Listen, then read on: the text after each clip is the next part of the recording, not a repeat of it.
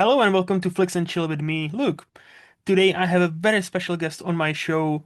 Jeffrey is here. So, Jeffrey, why don't you take it away and please introduce yourself? I'm Jeffrey Rahming. I'm a writer for Sif Pop like Luke. I'm from Cary, North Carolina.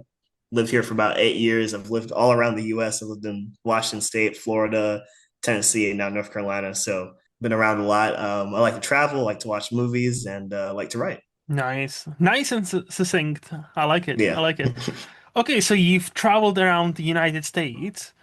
So Yes. how Yeah. many, okay, so how many, because you mentioned several, so how many states have you lived in so far?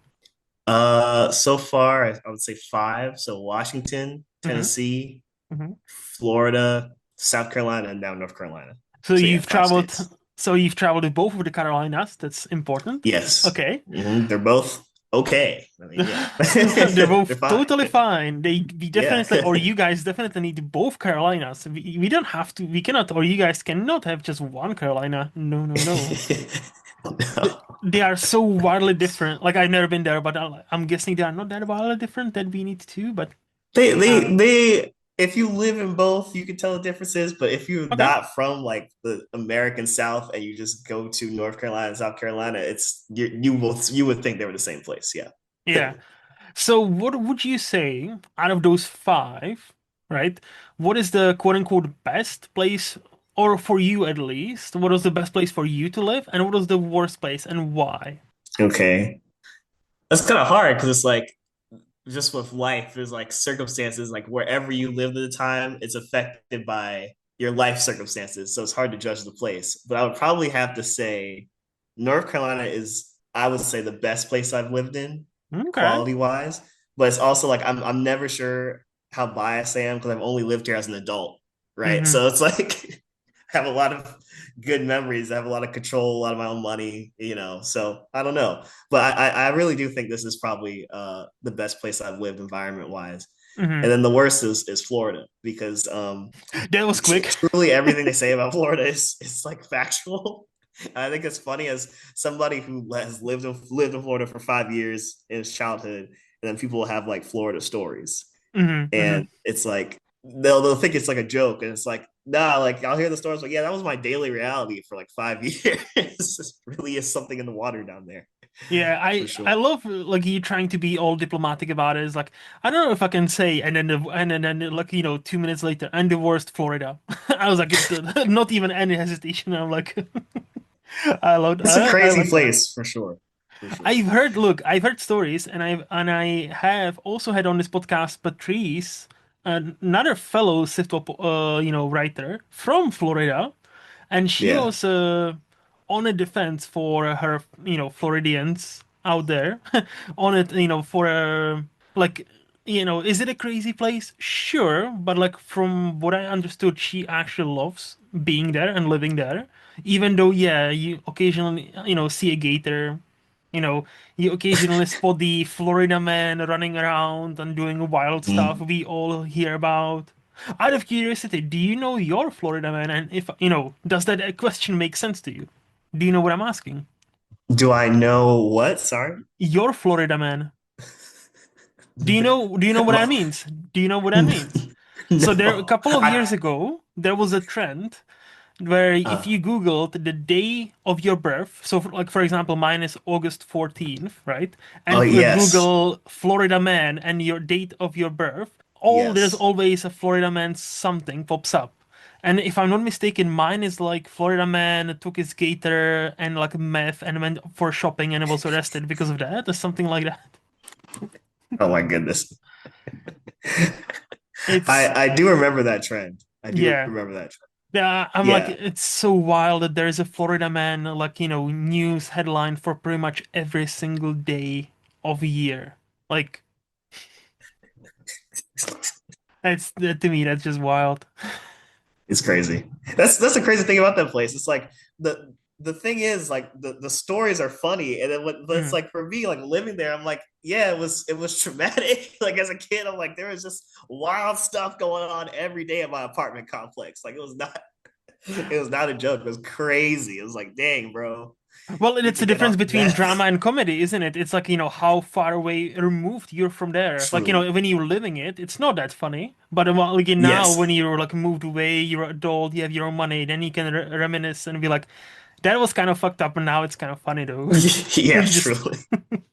wait, so Yeah. apartment complex. So have you seen the movie Florida Project? Yeah, I relate to that movie very I much. was gonna say, like, I don't want to put you in any kind of label or anything, but like, No, no, no. how I would say, like, how truthful was that? Like, there's these like the group of people living in that in an apartment complex next to the, Disney World, like the one of the most beautiful, positive places in the world, and then the poorest of the poor, like living right next to them. The vibe of that movie Mm. is pretty accurate. I didn't live in Orlando, and I was Hmm. not ever that poor. But Yeah, like, yeah. I don't know how to put it, but like when I watch that movie, it makes me feel immediately nostalgic.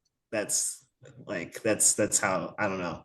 Hmm. He really did a good job at capturing like the energy of a Florida childhood for sure. Yeah.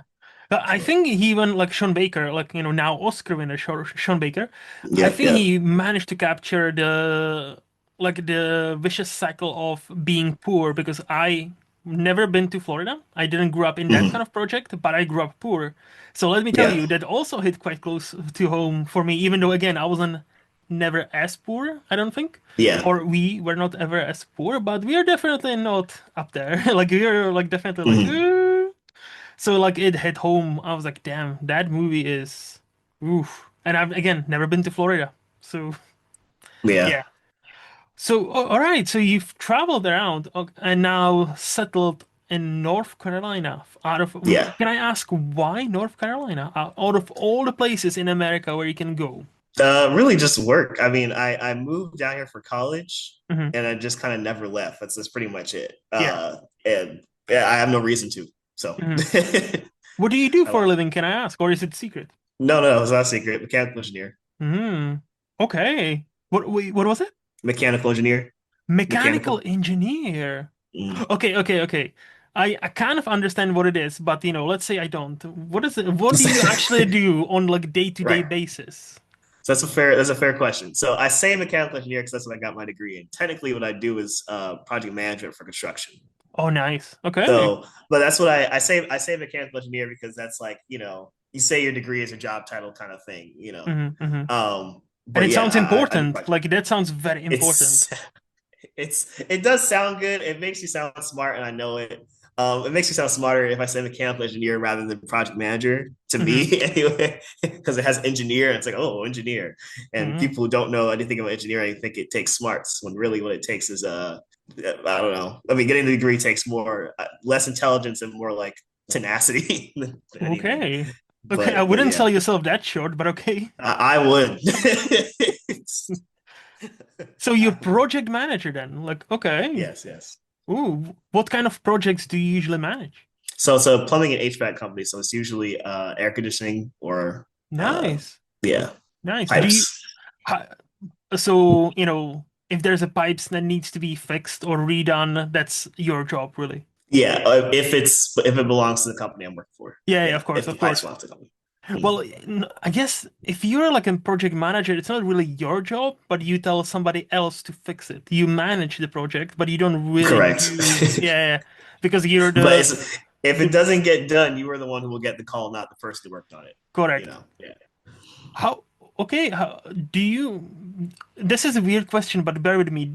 Do you like that job? Like, what are the benefits of being in that kind of industry? Money. Huh? Fair point. Fair point. Moving on. So is it well paid, the It's job like then? you got money, count on your thumb, and then you know, No, no, no. You get money for working very hard. Like you nobody can know. replace you. Like if this will be online. Like you need to think for a second. This will be online. So you get a lot of money because you work very hard and nobody can replace Yes, you. I work very Without you, passionately. without you, that company would go bust in like a Oh, day. it falls apart. Yeah, exactly. Just you're like, you're irreplaceable. It is just, That's true. That is true. No, nobody can just get a title as a project manager or project engineer just out of Hmm. nowhere, really. No, but okay, so North Carolina project engineer pipes. Okay, I have no more questions. No, is that no? But on a serious note, is that something you see yourself doing in for an like let's say not for a lifetime, maybe, but maybe for next like 5 to 10 years? I would say hopefully not, but we'll see. So okay, We'll let's see. see. Let's see. Okay, okay. Better question then. Uh, Let's say you get any pick you want. Like, money is not an obstacle, right? uh, You get to do whatever you want to do tomorrow. What would be that one job you would love to do tomorrow if given an opportunity? it's director, easy.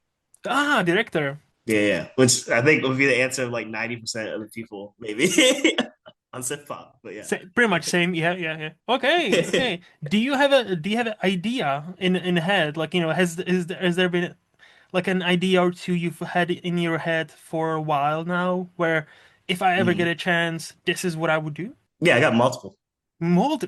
All for right, all sure. right. Will you willing to share one or two? What's one that comes to mind? I've always wanted to do a cross between like The Godfather and vampires. That is Oh, something I've always wanted to do.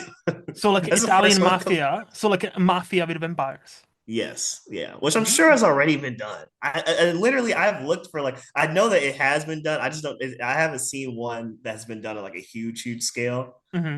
I Mm-hmm. would love like a 5 season like Breaking Bad type series of that kind of vibe. Oh, so we're not talking a Um, movie. We're talking about a TV show now. So yeah, for this idea, yeah, it would be. ah, It would so be. okay. So in that case, you wouldn't be like a director per se. You would be a creator. Yeah, in that case, that Ah, was the like first creative idea that came to my mind because that's one mm. I've had since like college. I've always, that's what I've always came back to. Yeah, So like a idea. vampire, but in mafia. Yes, Oh, yeah, and it you stretches multiple generations, obviously, because it's vampires. you know what's fascinating? So Mm. we are kind of the same person because like ever since I was like 10, 11, I remember like Mm. getting my first like a notebook and like and writing something, scribbling down something. My first ever story was also about vampires. They were not mafia vampires. They were not Mm. that, but it was a vampire story and I still remember that. And I'm like Yeah, and I felt at the time I was like so original, so original. And then I watched all the vampire movies. I'm like, yeah, not that original. Okay, never mind. But yeah. yeah, That's a big reason why I like to watch a lot of movies. Partially, I mean, I like to watch a lot of movies. Like I like movies, but it's also partially because I'm like I want to see how many of the ideas that I think are mine have mm, already been done. Because I find that a lot. Like certain scenes, you're like, oh, this would be a great scene in a movie, and then it's been like done in like the 1950s. You didn't even know it. You yeah. know? Or it's like, oh, this is a great concept, and you Google it. It's like, oh yeah, it's been done like 10 times because I'm not the Yeah, first one to right, thought right. of that concept. But it's a thing, Yep, like yep. everything's been done. Like Yes, literally, like yeah, literally everything has been done. It's more about how do you make it yours. It doesn't matter. correct. It's like oh, another vampire movie. Well, okay, but what's your spin on it? And what's your Yes, unique take? Where is it gonna be like, is it gonna be set in this period? How is it gonna be shot? Like is it gonna be more modern? Is it gonna be more new? New. There's quite a few things where if you spin it well, people don't care. It's oh yeah, it's vampires again. No, if it's vampires but good, if yeah, it's yeah. if it's less Twilight, more Nosferatu, I think more people will be like, Hmm. you know, no, okay, that's fascinating. So besides obviously we'll talk movies because we both are movie lovers and that's why you're here. But besides Mm. movies, do you have any other hobbies? Do you have any other likes? What makes Jeffrey Jeffrey? I would say movies is my main hobby. Like that is Hmm. like what I'm known for in my friend group. So like that is Yeah. like my hobby, my thing. Hmm. Um, I would say like I wouldn't say I don't have hobbies, but like I would say hanging out with my friends is my hobby. I'm really lucky to still have friends still in the area that Hmm. I went to school with, to college with, Hmm. and so I like to go out a decent amount. So I would say that would be my hobby. Once everybody moves away, I don't know. But it's good that, like I said, a lot of my friends from college are still around, so we still hang. Okay, so like the movies are your biggest hobby by far. But yes, 100%, 100%. Those are big topic. Yeah, I can relate. Can definitely relate. Okay. Uh, question: Do you have any like a Tinder profile? And if so, do you have project engineer there as like to be like the draw? Not as big a draw as you think. I'm pretty short. Um, but I used to. I used Okay. to. I probably haven't used Tinder in like 2 years. But yeah, Mhm. I used to. No, I just wonder because like I would imagine not as many people or not as many guys would have that like like how you have occupation. You would see like your Mm. stereotypical ones like IT person so and so or like software developer, but I don't think I would see many like project engineer. So I just Yeah, it's a wonder. unique one. Yeah, I Hmm, get you get questions about it for sure. yeah, it's Yeah, I think it's a nice opener. It's kind of like like a talking point like yeah, gets both of you talking and then mm. night takes you someplace else. Yeah, yeah, yeah. Okay, so you mentioned five different states. So Mm. the next question, I'll leave it open to whichever state you want to apply this to, right? But if I were to ask you, hey, I'm coming to state, fill in blank here. Out of all the five you've lived in, where would you take me? Like for a 1 week holiday, 1 week only. Oh, And so where I would ask you, Jeffrey, where would you take me? Where would you go to eat? What's something in that state that's only there and you would recommend me to see? And again, it's a dealer's hmm. choice because obviously you've been through quite a lot. So, Yeah. I would say because this is gonna sound like this might sound like a cop out because this mm, is kind of broad, but in Tennessee, anywhere around the Great Smoky Mountains area, mm, absolutely beautiful. mm. Uh, Go there, get a cabin. Ooh, a cabin would be nice. Cabin in Tennessee mountains is very very nice vacation. Very Okay. relaxing. Hmm. If it's a great vacation if you want to get away, is what I would say, Yeah. Yeah. and just enjoy nature. Yeah. Have you ever done that? Yeah, I've done it like once or twice. Yeah, probably twice. And I've spent like ever since moving to North Carolina, always thinking about like I want to do that again because it was just something about the Tennessee mountain range is just so peaceful compared to everywhere else. I mean, North Carolina has, I think, more. Um, I don't know, like the nature of North Carolina is more interesting and it's more beautiful. But Hmm. Tennessee, it's like the mountains and the rolling hills and all that. That's just the scenery, the sunsets. It's just I don't know, the vibe's just immaculate. Yeah, no, I get it. See, but you as such a like movie person, same as Mm. aren't you ever like cabin in the woods, middle of nowhere, just myself and I, or like maybe somebody else. Have you, Uh-huh. do you not ever go like, oh, what if this turns out like Friday the 13th or cabin in the woods? Like, have you ever had those thoughts like Mm. you're whilst you there? I always figure like in those situations, I'm like the likelihood of if somebody's going to kill somebody in the woods, the likelihood of it being me, it just feels low. So I don't worry about it. But it's like, yeah, I do have those thoughts where it's just like, dang, like in my mind, I'm like, it would be crazy if somebody ran up in here and tried to kill. Like, it would be such a rare event that there would be a little bit of me that'd be like, this is kind of cool though. Hmm. Like, it's not I how I will expect this die, night but to at least go. it'll be cool. That's kind of Right, like, oh. this is not how I expected to die. Like, but this is a better story than like, he died in his sleep. Like I was fighting off an intruder. Okay. Sure. Fair. Okay. And any particular, okay, let's stay with Tennessee then. I know Mm. I know what Tennessee is known for, like, like a hot, wait, is it hot chicken? No.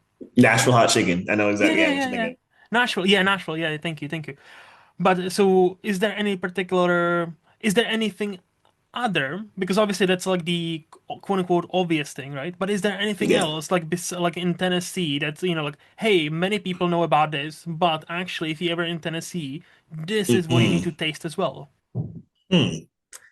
The problem is, the ones that come to mind, I like legitimately do not remember the names of them Ah, because I'm like see. thinking of like hole in the walls I've been to in Tennessee, Hmm. and now it's been like since high school, right? Like Hmm. that's when I moved away from there. So it's like, that place is really good. What was it called? Not even a place, but let's see, like a dish Yeah. or something like. Like, because again, like the Nashville hot chicken or whatever, like the hot sauce, everybody knows. But Yeah, is there yeah. anything that's like besides that, like, like a dish or a combination that's like Tennessee unique, many others would not know about unless you live there? Yeah, not that I can think of because I think the stereotypes in Tennessee are pretty accurate. So it's Okay. like what you think of is what you're gonna get. Like you're gonna get really good fried chicken, really Hmm. good smothered biscuits, like you know what I mean? Like everything that you can imagine, like that is what they do down Yeah. there. Yeah. Yeah. Yeah. And I don't think there's a okay, lot of secrets when it comes to that. fair. And so what would be your, let's say you go to a Tennessee, let's say barbecue joint, right? What is Mm. your order? See, it's funny you said Nashville hot chicken because I love Nashville hot chicken. Okay. So Okay. that would be what I got. Nobody, I no, love nobody Nashville says hot you chicken. cannot have that. All right. Yeah, yeah. Have you had Nashville hot chicken before? No, Or just no. heard of it? It's very, very good. Very I spicy, very flavorful. I love spicy and I love chicken. Yeah, I've yeah. never been to any of the United States. Like I've never been to anywhere. Like Yes, yes, like yes. I still need to go and I would love to Uh, go. Like I say to my girlfriend all the time, we need to go to not just like the quote unquote blue states, like California, like obviously like mm, New York, all those, but I would love to go to like Tennessee or Texas or Louisiana because of the food, the cuisine. Like yeah. I love like we have this southern inspired restaurant here where I live, and I love gumbo and I love all those things, right? Like, Yes, southern yes, yes. cuisine is just beautiful. And I know this is probably not the original thing. Or like, I think the owner of that, he actually spent some time in America and he has like a Mm, family there. So he brought it over here. So I think it's quite close, but I would love to try like some proper like brisket in America and gumbo and all those like like the shrimp and grits, right? yeah, I yeah. would love to try because like I watch or my girlfriend and I we watch Hell's Kitchen. So like we Mm, always mm. see the contestants there like oh my my southern roots I'm doing some shrimp and grits and I'm doing this and this and I'm doing and I'm like oh that sounds so fucking good and the dishes always look phenomenal and I'm like I would love to try it so Yeah, they are. I spent some time down in Louisiana because my dad had to work there for a mhm. couple of years. I just that food is crazy. Like it looks good and it tastes as good as it looks. Probably better. So No, yeah, like gotta make it down. You gotta make it down. I know 100%. Probably not right now because I think I might be deported. Like Yeah, actually, it's a little crazy right now. I can't lie. yeah. Yeah. Right now, it's not the America's proudest moments when it comes to what's No. happening right and like. And this episode, we behind the scenes, we're shooting Uh-huh. this. We're recording this beginning of June. This will drop like September. So like, Okay. fuck only knows what's happened. Like now, I like what's know. happening right now in September. I Like. didn't know there'd be that big of a delay. That's so funny. That's truly like I Yeah, expect that by the time this comes out, like there'll be a completely different political problem than whatever is happening at the moment. because right now, like the girls have started to fight. Like Elon and Donald have started to. We all knew that's gonna happen. I didn't think it's gonna happen this soon, but Yeah, they are already going at it. And so, like, I cannot even dare to think what's gonna happen in September. Like, it's a fun time in America. Yeah, I think it's fun for it's fun. everybody else besides Americans. Like, I Yeah, think yeah, yeah, yeah, I yeah. really hope you guys are keeping or keeping well and trying to survive. I'm rooting for you. Like genuinely, Hey, I'm rooting for you. we're trying to figure it out. Trying to figure it out. You do you, man. But like honestly, I I not love, envious. that's most countries like other countries think with America right now. It's like you do you, man. Like if Yeah. that's what you think will take you somewhere, have at it. Oh yeah, it's just no, honestly. Oh yeah, before we move any further, I Uh-huh. had a question for you. However, you've kind of ruined it, quote unquote, and I'll tell you Okay. why. Because Uh until 2, 3 days ago, you were kind of one of those like properly off the grid guys. You had no social media, and now somebody started Letterboxd. I'm like, uh-huh. oh, look at him. Nice. Nice. So, what made you A, why are you so off the grid? What are you hiding? That's the first question. And second question, why start other books now? Like, what motivated you to finally make that jump? I'm not off the grid on purpose. I'm off the grid because I'm busy. I that's see. that's my true answer. That is my true answer. And I'm also like in real life, just to be real, like truly a bad texter. So that comes off in every other social interaction, unfortunately. But as for the letterbox thing, Aaron always makes fun of me all the time because every time he does the game that he does in his podcast, I don't have a letterbox, so he has to Yeah. like randomize it. And I've always said, I'm like, for like 4 years, I'm, like, I'm going to get one. And it literally is just like, I have no excuse but laziness. I don't know what to tell you. I've just been lazy. And Hmm. it's just like, I'll have the ratings even in my head. And I'm just Hmm. like, I don't have an account. I don't feel like starting one right now. Hmm. Hmm. And then literally last week, I was just like, I don't know. It just now is the time. I Hmm. really don't know why. I don't. I couldn't tell you. No, But that's fair. But no, yeah, I'm happy to see you there. Like I'm looking forward to seeing you log more and more movies because I'm always yeah, intrigued as to how people rate stuff and how many stuff people tend to watch. And yeah, no, yeah. no, it's that's fascinating because and again, like you always on Sift of Writers Room podcast, you always sound like Mhm. like oh yeah, obviously like he watches movies, he knows what he's talking about, but then like he doesn't have I don't letterboxing, have but a and letterbox. I'm like. And I'm like, okay, I would love to know, Yeah. how this guy feels about this movie, but like, I cannot until unless I'll invite him over and we talk some movies. So I'm like, all Yeah, right, let yeah, me invite him over. yeah.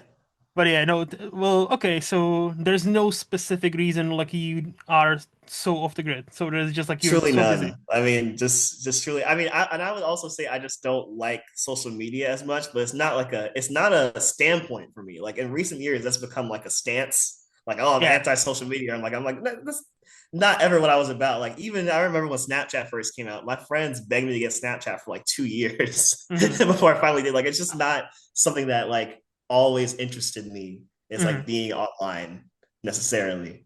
So, See, okay, because of that, I have one more question. So I don't uh-huh. know, may I ask, are you in a relationship Mhm. or are you like dating right now? I'm single right now. You single. So yeah, Mm. that's perfect because my question is because I've heard this because I've been in a relationship for the past 7 years, right? Okay, yeah. However, I know that if you match a girl or you meet a girl and you tell her, oh, by the way, like, she asks you, okay, what are your social, like, what is Facebook, Twitter, Instagram, whatever. And if you Mm. tell her you have nothing, for Yes. many, or for not many, but Yes. for some, that's a big red flag. Have you Yes. encountered that? No, because well, that's the thing. I have a Facebook and I have an Instagram and I Mm. have a Twitter, which I use But like it's like once a month. private. Oh, so that's No, it's oh, not private at all. Yeah, okay. you can Oh, follow me on Twitter. okay, Yeah, okay. everybody can. In fact, when we did when we do the podcast, I usually plug my Twitter because I don't have a letterbox. So I'm like, I don't know, you can find me there. So Mhm. it's like, yeah, you could find me. Like I'm around. It's just that, yeah, the social film world, I just never entered in. But it wasn't because of I'm not against it. I Mhm. wasn't like trying to avoid it. I was just lazy. I mean, this is really it. Didn't bother to make an account and just like, I'll get to it one day. And I Okay. did. Okay. I did. Okay. So I see. So you're not totally off the social media. You do have some in that. Okay, Yeah, I fair. have it. I haven't used I don't I've opened Facebook like I said like Twitter once a month and I don't post there. Hmm. Twitter Hmm. I'll usually post because it's usually something that'll make me want to react like to retweet or whatever, but it's still not that much. That's fair. No, yeah, and like Mm. I did. Unfortunately, I've deleted my Twitter like some time ago because like Super fair. I Super just, fair. and like, look, it was still a bit too late, but I'm like, you know what, fuck this Yeah. shit. Like, Yeah. nah, I'm not gonna endorse this anymore. And I'm like, I nah, can completely understand that. Yeah, it's definitely been ever since it turned to a letter. I've used it a lot less, for yes, sure, yes, for yes, sure. yes. No, like, ev- ev- but yeah. So I think with that we can move to the this or that. But I'll give you two options, and you tell me which one would Okay. you prefer and why. All So right. All right. Jeffrey, iOS or Android? iOS. Oh, Uh, why? I just like it better. I mean, it's just one of those things where I'm in the cult. I've had an iPhone since I was like 14, you Hmm. know, and I just think Androids to me feel clunkier. That's the thing. I think that's the whole thing about Apple is that they wanted to have an easier interface and they made it. So, I'm a pleb. I'm a basic person. It is what it is. So do you also have a MacBook as well? No, Oh, really? that's the funny Okay. thing about it. Like I prefer iOS like on the phone, but like I actually think Mac laptops kind of stink.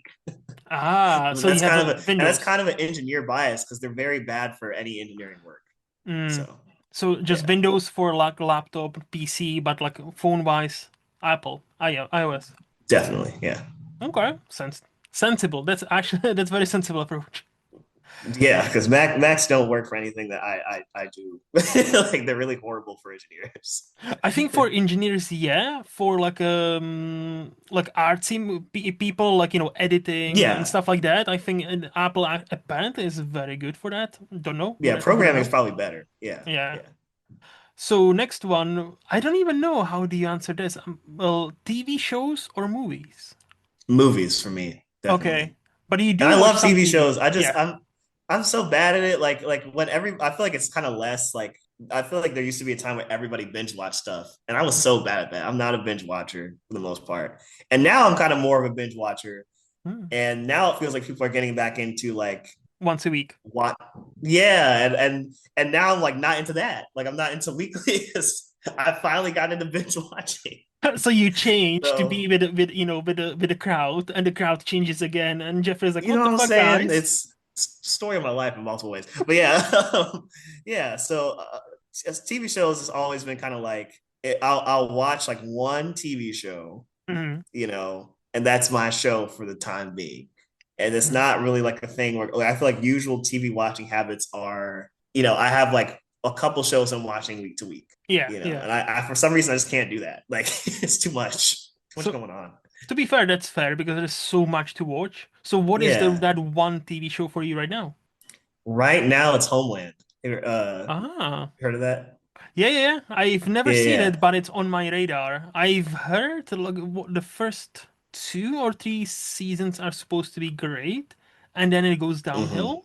I don't know how true that is because I haven't seen it, but if I'm not mistaken, that's what I heard. Yeah, I'm on season 4, and Okay. so there's definitely a shift. There's definitely a shift. I currently am still liking it. I actually think season 3 it was like one of those things where in some shows it's like okay we had a premise and now we have to change it because we didn't think we'd get this far. Like they had a plan for 2 seasons, you could tell, Yeah. Yeah. and it's an 8 season show. So around season 3, there it's just season 3 just kind of feels like floundering around, like just like I don't what are we making a show about now? So season 4 to me at this point feels better only because they've at least found like what is our show going to be from now on. But it's definitely very different from the first 2 seasons That's fair. for sure. No, it's definitely on my list. It's just there's like about 100 different TV shows on my list right now. So it's just, Yes. finding the time to actually watch it. It's like, That's what I'm saying. There's 100 different TV shows on everybody's list. That's the problem. correct, correct. Only in my head, I'm one at a time. Like I don't have a list. It's just what I'm Me watching. neither. Like genuinely, like that list is in my head. Like I don't even have a Yeah. list anymore because I'm like, this is pointless because like everything will Yeah, go on that exactly. list. It's just no. Exactly. Um, Correct. Yeah. Another question is tea or coffee? Coffee. Okay, how do you take your coffee? Uh, really girly, like French vanilla. Like here's the thing, I'm not a fan of either.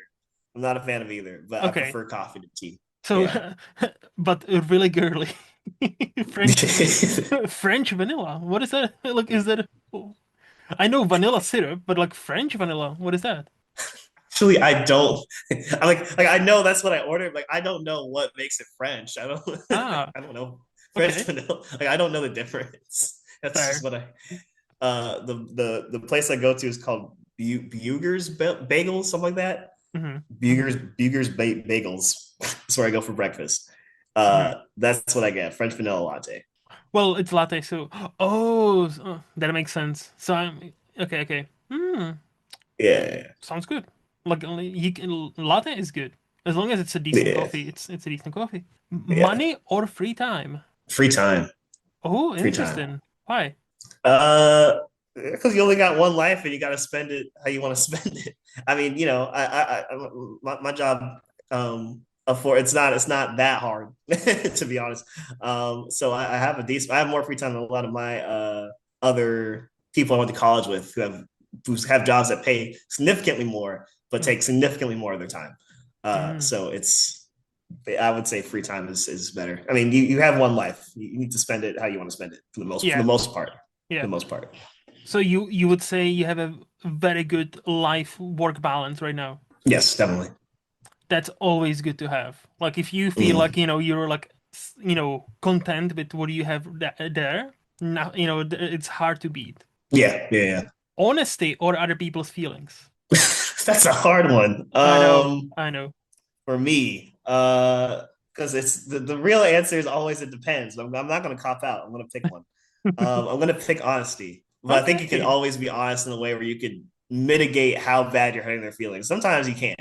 Sometimes it's just is what it is. But I am surprised. I really, will say yes, because from our little, like from like our short interaction so far, and from mm. me listening to you on other podcasts, you always come across like such a sweetheart. So I'm like, I feel like he's gonna pick other people's feelings because like he doesn't, like he never struck me as that person who's like, you know what, I'm gonna tell you something brutally honestly and just it is what it is. Hmm. Well, it's hard for me. I mean, like I said, it's not that's not at all how I operate at all Yeah. naturally. But I do think it's more important there because I've seen it in multiple people in my life where it's like if you were just honest about the situation, Hmm.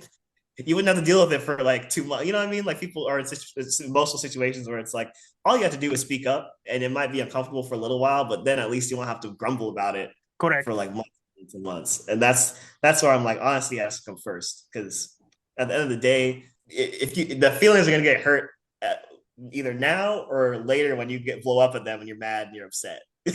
So you might as well get out of the way. That's how I see it. That is very sensible approach. I do like it. Yeah. Uh, Summer or winter? Oh, summer for Hmm. sure. I've grown to appreciate winters more. I used to really not like winter at all. I used to really not like the cold. Hmm. Maybe that's a Florida thing. I don't know, but I would say I've gotten more used to it. But it's still summer. Still And summer. okay, and my second question to that is, how does summer in North Carolina looks like? Really hot, but not like for me. It's not that hot. Because my family's from the Caribbean, so Hmm. it's like whatever. But yeah, pretty hot. Not as muggy as a place like Florida or the Caribbean. It's not really as humid, but yeah, hot but pretty. I mean, the trees here, like in full bloom, are gorgeous, Okay. but it's definitely a heater. Hmm. Okay, so now probably the most important question of all, ninjas or Okay, pirates?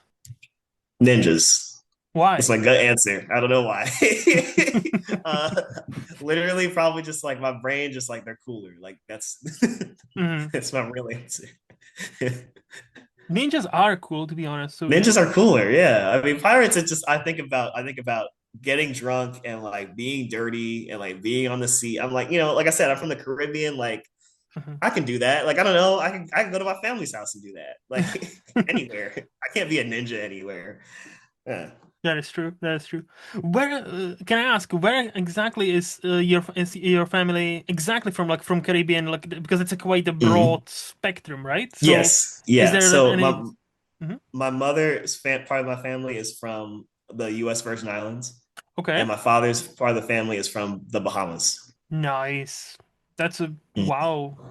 That's are they still there, by the way? Or like is one maybe one of them, or do you still have some family like someplace So like there? my grandparents, like and like Mhm. extended family, yeah, I got a lot still down there, but like everybody, like in my parents' generation, they're all down in the U.S. Yeah, yeah, yeah. So do you occasionally go visit them for like a holiday as well, like just to either of those places? Yeah, I do. I still do. That, It's nice. I used to joke when I was younger though, because I used to go down there a lot more often. mhm. And my friends used to be, oh, we're so jealous because you get to go to the Bahamas all the time, and I mean, Jeffrey's family has property in the Bahamas. Like, no, I have family in the Bahamas. That's not the same as like having a beach house in the Bahamas at I, all. I was gonna say I'm jealous, but not because like I presumed you're rich or anything, but it's just like, oh, you get to go to Bahamas. Yes, it is. It is Like, nice. It it's is like, nice. Yeah, holy shit, that sounds nice. I would imagine it is that, nice. that's like a paradise. Yeah, yeah. Hmm. It's just funny because I just felt like at least with my friends when they imagine me going down to Bahamas like a couple times every year, they had in their mind like I was going to like Atlantis. Have you seen like Yeah. those hotels? Like, nah, I'm going to like a shack with a bed where 8 people live in it. But it is still nice. I mean, it really is like the island mindset is very different. I mean, they're so much more just appreciative of like life Hmm. down Hmm. there in comparison to a lot of first world countries, you Hmm. know. Yeah.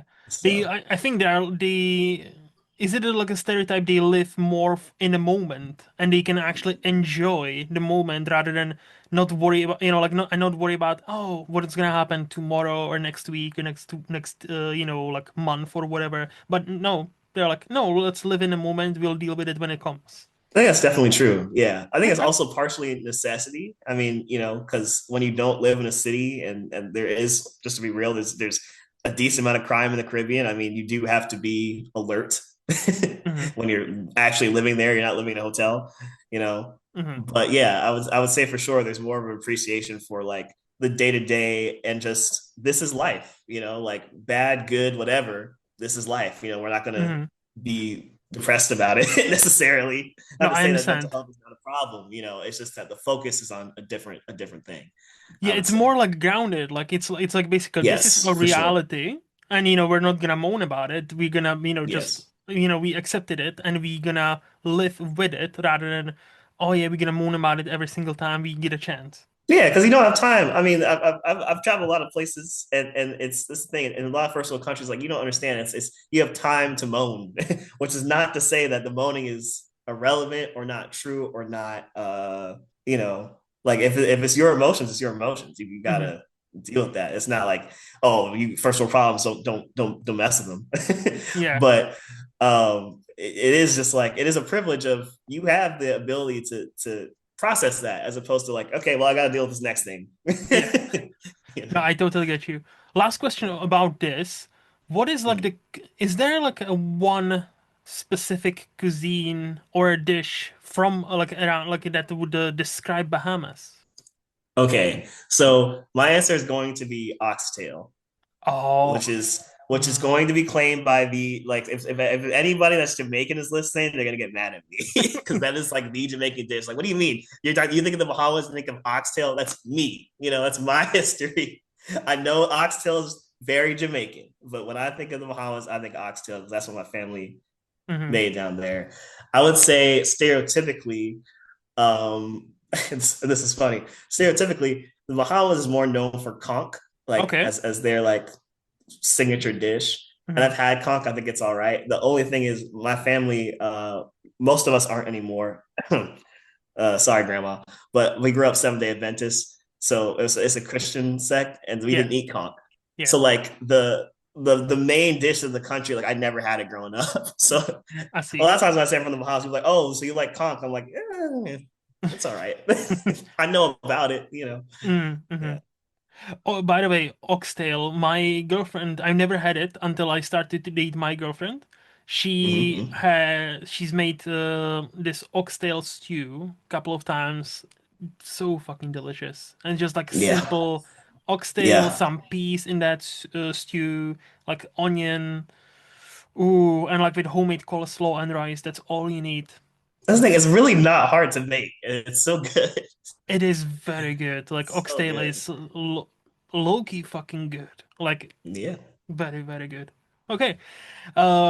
Last question before we move to the flex part. Oh no, no, not before that, but hey, last question is free will or destiny? Deep. I know. I I know. wasn't ready for that. I'm gonna say free will, although I believe in destiny of a type, Hmm. but I think it's kind of useless to think about. Is the problem.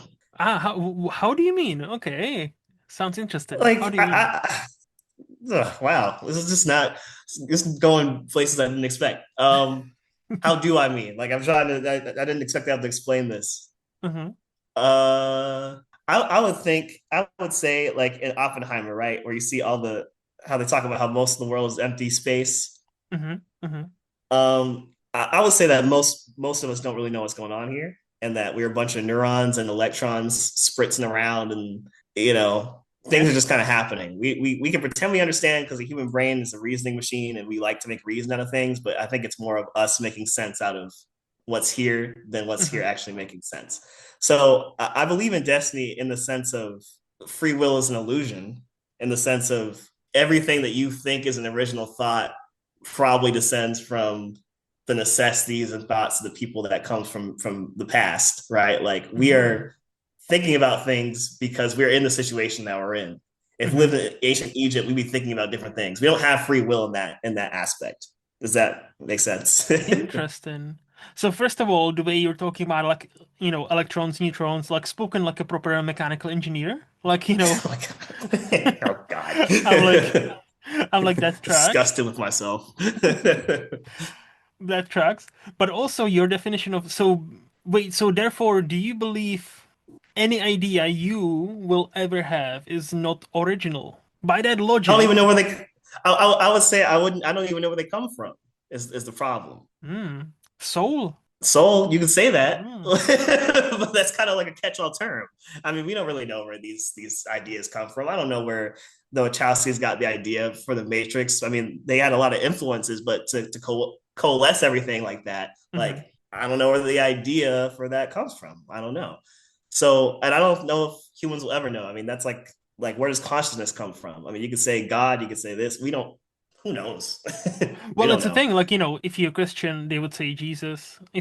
Hmm. If you're into Islam, they would say obviously uh I'm blanking on totally what's the main guy for Islam? Allah.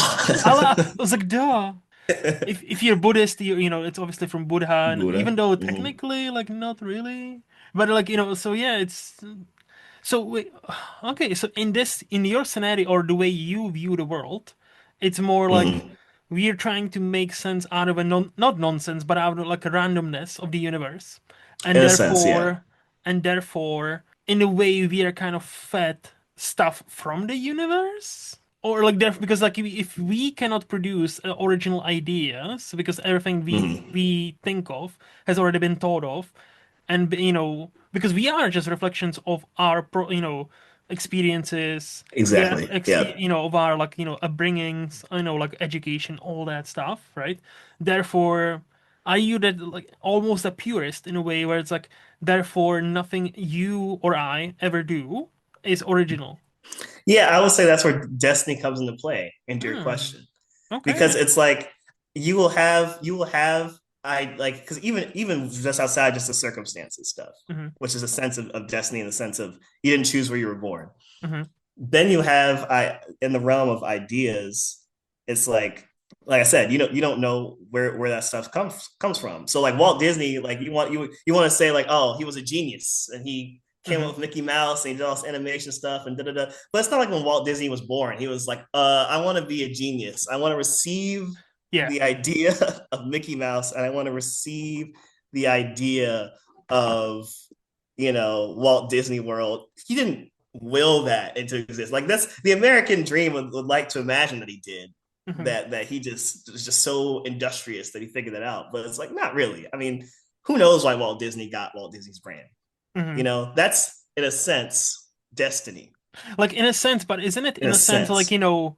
in a sense, isn't it like if you go and do what you're best at, like, like he would always like, and I don't know if he planned this empire that became House of Mouse, right? Mm-hmm. I don't think he did, but like he knew he would like to animate, so he started that. Like he like Mm-hmm. developed some characters, and then it just took again, like that's the like stuff outside of our control. Meaning, like for example if you get the chance to direct your movie or a TV show, right? It might Mm-hmm. become a sensation like Game of Thrones or Breaking Bad, or it might flop on a first season because for one reason or another, nobody watches it, right?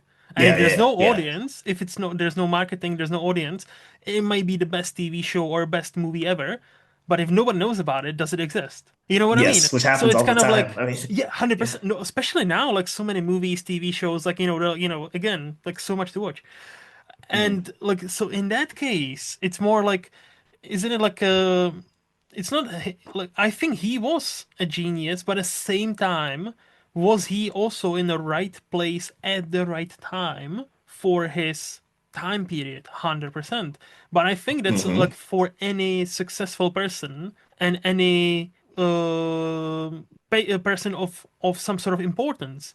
Yes, they had to have some sort of knowledge, some sort of like, experience in their field, whatever that field is.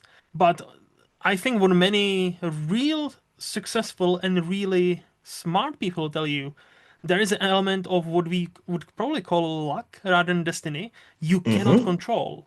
And then, Mhm. so again, and that's where it comes to play, where if you do this thing at this particular time, it will secure you until you die. Because you'll make you super rich, you'll become person of interest, whatever. But if you do it Yeah. just like day later or a month later, it will slip through the cracks, even though you made exactly the same thing. Mhm. Yeah, Or, for example, if tell you me. were Walt Disney back in the day, if you had Walt Disney's ideas and brain or whatever, but you were African American in that time, it Yep, does not matter. It does not matter. You're not getting those opportunities. It's not happening. So, that is that's where true. destiny has to come into play. Like you just can't ignore that. But Hmm. I say free will over that because you can't only control what you can control. Hmm. So it doesn't really do good for you to worry about like circumstances in those terms, Hmm. even if that is true, if that makes any sense. Like I just don't see what it benefits. Like day to day, I can't think about that, but on the grander scale of things, So you I basically think what you're it's saying is you need to focus on what you are in charge of and forget yeah. about the rest of it. I would say that, yeah, for sure. Sensible. That sounds like a free will to me, but okay. No, I'm just being cheeky. No, okay. No, I do like that thinking. I do think there's something to that. And obviously, like, your point about if he was African American especially at that time, yeah, we're not gonna have any House of Mouse You now, can have I all tell the you. ideas you want. Like it Correct. doesn't matter. Correct. Yeah. No, no, no. We would have, something like that. It just wouldn't be Walt Disney. No, Yeah. no, not at all. Okay. And before we move to the flex part of this podcast, do you have any hot takes or controversial views you would like to share with us? Yes. Tell me. Mainly, this is more of I would say this is not an attack on people who have this view. It's more of a question. I actually don't understand people who can't separate art from artists. That Same. is that is my hot take. It's my hot take because I'm saying I don't understand it. I'm not mad at people. I just Hmm. legitimately like what I don't get is when if you don't want to listen to an artist because of a controversy, that's fine. I don't understand why people take it on themselves to like crusade. You should not be listening to a certain artist because of this or that. Like I don't understand it at all. Like how can you police somebody else's consumption? No, yeah, That's just strange. I do agree. So do you have a specific artist in mind? Yeah, well, that's like artist in mind would be it could be anybody. It could be Kanye. It could be R. Kelly. Hmm. Anybody, Hmm. because it's not really about Michael Jackson. It's not really about the artist specifically as much as it's about like I don't know. I like I said, I legitimately don't understand. Like if somebody puts art out into the world and it affects you emotionally, that connection is between you and the Hmm. art. I feel like Hmm. if that makes any sense. Of course, the artist has a piece in that because they made it, but at the end of the day, it's like you don't know these people, and I don't think you should be expected to defend somebody. Like, just for example, I don't think you should be expected to defend whether or not Michael Jackson is innocent or guilty of touching children, dependent on like Thriller. Like I'm not gonna listen to Billie Jean because I need to look into the legalities of this man. Like, no, like that doesn't make any sense. My connection with Billie Jean is not about that, Yes. at Yeah. all. Mhm. So that's just how I see it. No, I've always said that okay, so I totally agree with you, 100%, Mm. because I've always said this. If you want to truly separate the art, sorry, if you truly cannot separate the art from the artist, you will have a miserable experience with any kind of art you're trying to consume. Like whether it's music, whether it's movies, whether it's books, Mhm. whether it's fucking paintings. Like Yeah. many Yes, like anything. like like many people they make the best kind of or they've made the best kind of art there is, whether it's again Michael Jackson, Woody Allen, Kevin Spacey, right? Like do I like here's an example. Do I like Kevin Spacey now? No, because what seems to have happened and all the people that came forward just so happened to die. Three out of four suicides? Interesting. How does that work? Interesting. But okay. I'm not implying anything. I'm just saying, very interesting. But at the same time, because of that, do I believe Kevin Spacey is any less talented than that? And he's not one of the most talented actors of his generation. Unfortunately, he is still fucking talented. So that's the thing. Yeah, so what I was saying was with Kevin Spacey, it's like you can't ignore the work that he did, and it's like my go-to with that would be like Kanye, where it's like for me as a fan, it's hard for you to even if you're not a Kanye fan, like for someone else to tell you like, oh, it was never that good. It's like, well, if you're saying that reaction and what he's doing right now, it's like I don't know what to tell you. Like, obviously, I don't support what he's doing right now, but it doesn't mean that the music that he made in the 2000s was not crazy good. Like, you just can't really get around that. Mm, mm. So, yeah. No, yeah, for Kanye, like it's much easier for me because I've never been such a big fan of his. Like Mm-hmm. heard some of his songs, but I'm like, it's always sounded fine to me. I'm like, okay. I never seen that kind of like oh, he's a musical genius. But I know people who have, you know, said that before.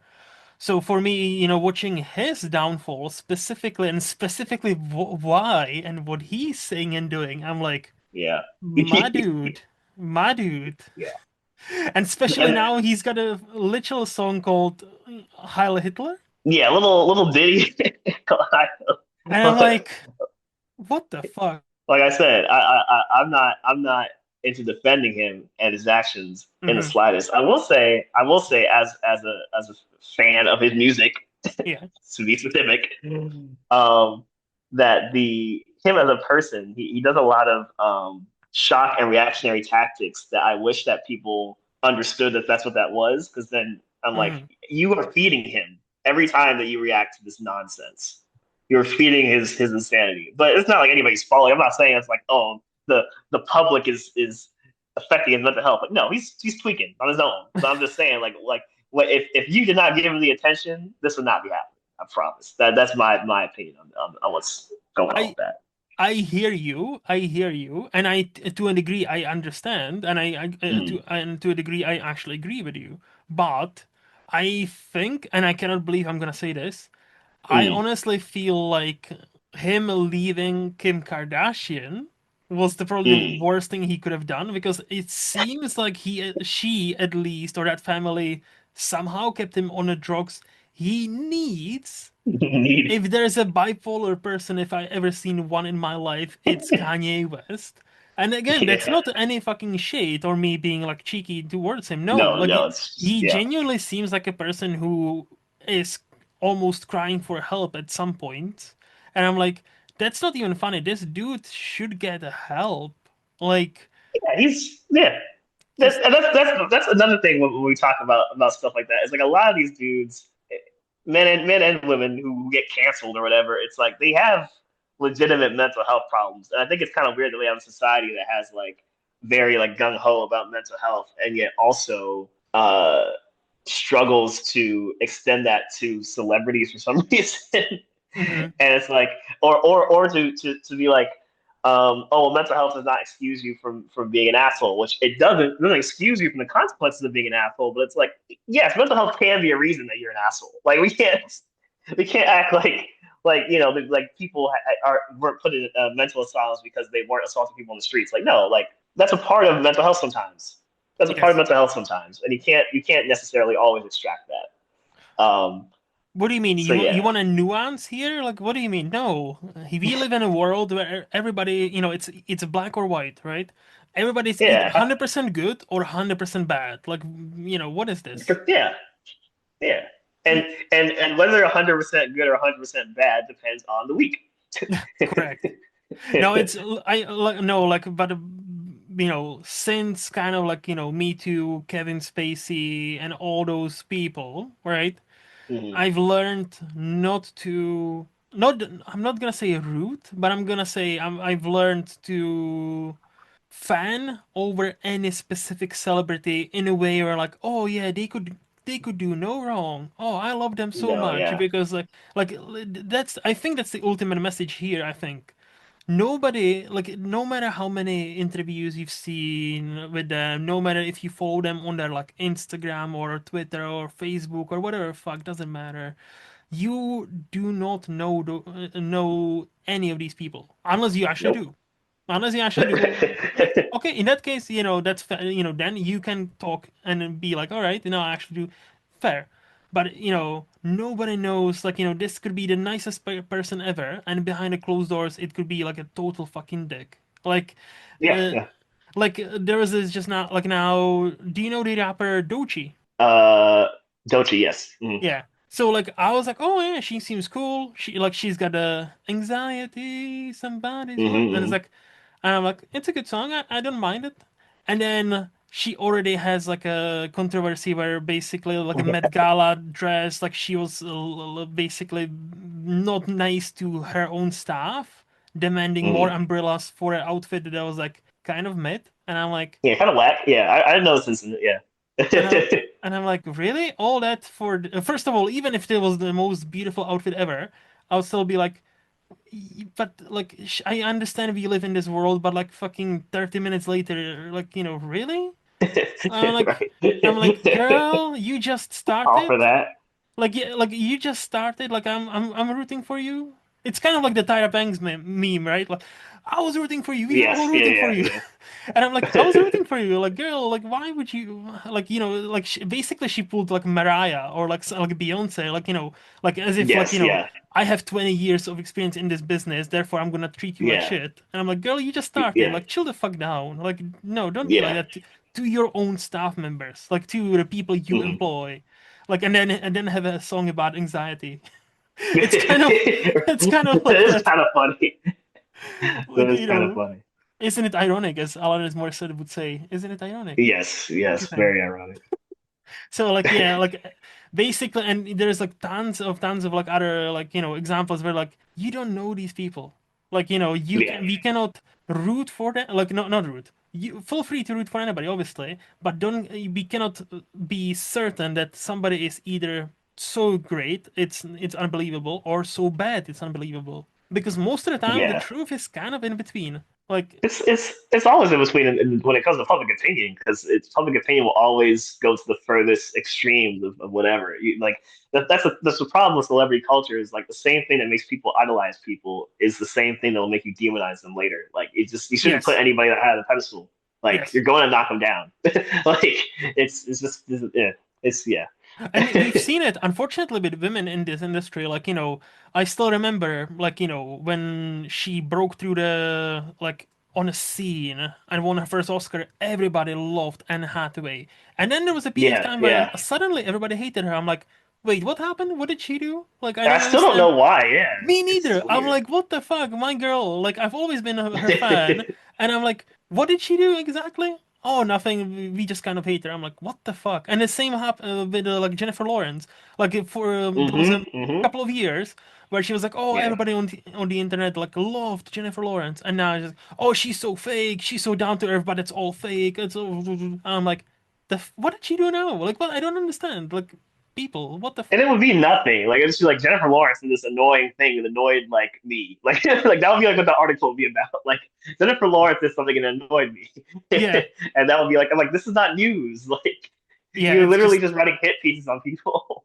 No, yeah, so I'm like, oh, honestly, like, good for the celebrities who stay off like Instagram and like, Twitter or whatever, and just like, hey, I'm just chilling.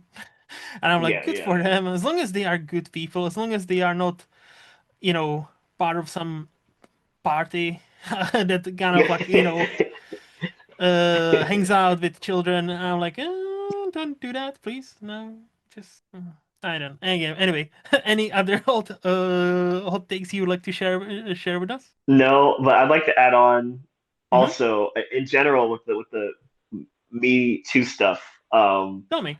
And this is not the best example Okay. uh to go to, but this is a good quote from Jerry Seinfeld where when he was asked about this, Hmm. all the one in the midst of the Me Too movement, and they said, "Oh, what do you think about all this stuff going down in Hollywood?" He's like, "Do you mean all this stuff going down in the world? Because it goes down in business places and workplaces, Hmm. in government." And it is just for me, it was one of those things where we judge celebrities a lot of times on stuff where, like, if you pull back the curtain on regular society, a lot of that stuff is actually happening, like, in your neighborhood. Like, Yeah. not to be crazy about it, but just honestly, it's just one of those things where it's like, because in that society, in that section of society, you have a group of people where their entire life has cameras on it and someone analyzing it all the time, you're going to have a picture of all their bad moments, Yes. in a way that the regular populace does not have. You're Hmm. not going to have people following you around trying to watch you slip up. And if you Yeah. did, you find a lot of slip ups.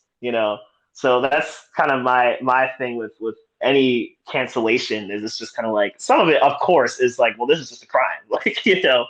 But some of it, like I never I know about the video of Dochi and I haven't seen it, so I don't know how bad it was. But an example like that, where it's like, oh, like they yell at their staff, it's like, I don't know if these people yell at their staff all the time. Now, if she has like a reputation for it over time, that's a problem. Hmm. But it's like, I know, having worked in my industry, like if I had to, if I had a camera on every time a very nice person called somebody a motherfucker because it was just that frustrating of a day, you'd be like, they're canceled. Oh, he's an asshole. It's like, no, I had a bad day. I've seen Yeah. a lot of people, a lot of really grown ass men have some really bad days. So, I have some grace for that kind of stuff. No, but it's Where the it's like, thing. Like, oh. yeah, no, 100%. Like, if it's a one-off thing, like, I'll be like, okay, like, look, if it happens multiple times, you're just being a Yeah, dick. that's a Doesn't, pattern. Yeah. like, if there's a pattern, you're just being a dick. But yeah, no, 100%. Like, everybody can have an off day. And if there are people, not even paparazzis, but like people with their phones out, and they just Mm-hmm. happen to video you having the worst day, I also don't think you should be judged off of that. But as you pointed out, somebody as Jerry Seinfeld making that point is also not great Yeah, because like he's not. somebody who's been dating this girl, like they are now married, but like they did meet when she was 16 and He's picked her like up from 35 or something. her high school. I'm like, what the actual fuck? Yeah, so it's one of those things where I'm like, oh, that's a great quote. I wish it came from anybody else. And I'm like, yeah, that reminds me of that meme. The worst case, the worst person you just made a brilliant point. And it's like, Yeah, boom. exactly. Yeah. Like, why you were the worst person to make this point, but it doesn't mean that it's not a good point. Correct. Correct. It's like, Unfortunately. yeah. So, anything else you want to add? No, that's it for me. All right. I think with that, we can move to the flex part of the podcast and finally talk some movies. What do you think? Sounds good to me. Nice. So, here's the time of, or a part of the podcast where I ask you, Jeffrey, what is the last new movie you would rate 5 out of 5? So, anything 2020s onward. So I want to clarify just so I do have everything prepared, but Mm-hmm. when you said last, you did mean like the last one you saw, Yeah, right? the Yes. last one Okay. you saw, yeah. Understood. Understood. Yes. So new movie, I'm going to say Oppenheimer. That's the last one Nice. I would rate a 5 out of 5. Nice. Yeah. Obvious choice, easy choice, but yeah. But like yeah, I think it's many things have been said by me even on Oppenheimer. I'll just Mhm. say again one thing. It's insane how in any other pretty much any other director's filmography, this movie would have been leaps and bounds their best movie they've ever made. And Yeah. it's Christopher Nolan's filmography, you can find if you tell me 5, 6 movies of his you would prefer as his number one, I would be like, oh yeah, that makes sense. Yeah. Yeah. Yeah, definitely. It's Definitely. it's that fucking insane. Like we just had a debate about it this morning where it's like, oh yeah, Dunkirk is like maybe like a lower tier of his, and three people were like, no, Dunkirk is amazing. I'm like, no, I'm not saying it's not. I'm just saying like I would choose these four movies over that, but Dunkirk is still a phenomenal movie, and that's my point. Mhm. It's such a great Yeah, movie. exactly, exactly. It's Okay, hard so to choose Nolan. and Oppenheimer. Okay, so I'm guessing you were also happy when he finally got his directing Oscar. Yeah, but it felt like it had to happen. Like it was one of those things where it felt like if they didn't give it to him this time, it was like you might as well just give him a placard that said "fuck you." Like like at this point, like you had to give him the Oscar. It's just yeah, no way. I loved how it was set up that Steven Spielberg himself like handed over that Oscar. It's almost like, it was like a symbolic where it's like, hey, new timer, it's your time Yeah, now. It's just that was nice. it is symbolic. They know who's gonna win. That's like when Martin Scorsese won his Oscar. Like it was presented by Steven Spielberg and George Lucas, and I think Brian De Palma is like, oh, what a coincidence! His three friends I know, happen to right? be presenting the Best Director Oscar in the year when he finally won after like 30 years. Like, yeah, but it's still cute when they do It is cute, like, but yeah, that. it is such a coincidence. You're right, such a coincidence. Yeah. So, what is the last quote unquote teen movie you would rate 5 out of 5? So, anything between 2003 and 2019. Squeaking right in at 2018, I believe, Spider Verse. That was the last one I saw. Oh, That rate Into the 5 Spider-Verse. Into the Spider Verse. Yeah, yeah. Mm. First one. Okay, that's a great choice. Why that movie? Well, by the way, what is it you love about that movie? I don't know. It's just so enjoyable. Like it's just there's some movies like I'm a big fan of movies where it's like I don't know like The Irishman, like they're long, they're epic, and they make you think. Like I'm a big fan of those, and so a movie like Spider Verse where it's like an hour and 45, and it's just like breezy and great and damn near perfect in my opinion. I've seen it so many times, just really rewatchable, you Hmm. know. And I'm not really a kind of person that likes to like rewatch movies a lot, so the fact that it has the effect on me is like that's a good sign to me. Like I don't tend to do that a lot because really because of the type of movies I like. Like you can't rewatch The Irishman every day or something. I Yeah, love it, yeah. but you know, it's just not good for you actually if you wanted to watch this kind of movies every day. Yeah. So that's kind of like my like go to like easy watch Hmm. is Into Spider Verse. Yeah. How do you rate the Across the Spider-Verse? Where do you stand on that? Dude, that's the thing, and the conversation kind of died down now because it's been so long since that movie came out. It feels like it's only been like 2 years, but it feels Yeah, like two forever. years. Yep. But my rating of that really because I did a review for that for Sitpop. Hmm. I gave it like a well, I don't know what rating system we were using at the time. I think it was different, but I gave it a good review, a stellar review. I loved it, but it's kind of dependent on how good the next movie is, how much I, in general, will say that movie is quality, if Hmm. that makes any sense. Like I like it right now, but that ending, well, let me see where it goes. Yeah. Let me see where it goes. It's not a full story. That's my only issue with it, and that's that's O- that's how I feel. It's not a full story, but it's a good movie. Okay. I will say this as because I'm Mm-hmm. the opposite of you. So Mm. I love Into the Spider-Verse, but I adore Across the Spider-Verse. And I'll to Mm. your point about the ending, because that's the only gripe people seem to have with that movie, which is fair because it's an Yeah, amazing that's it. movie. Yeah.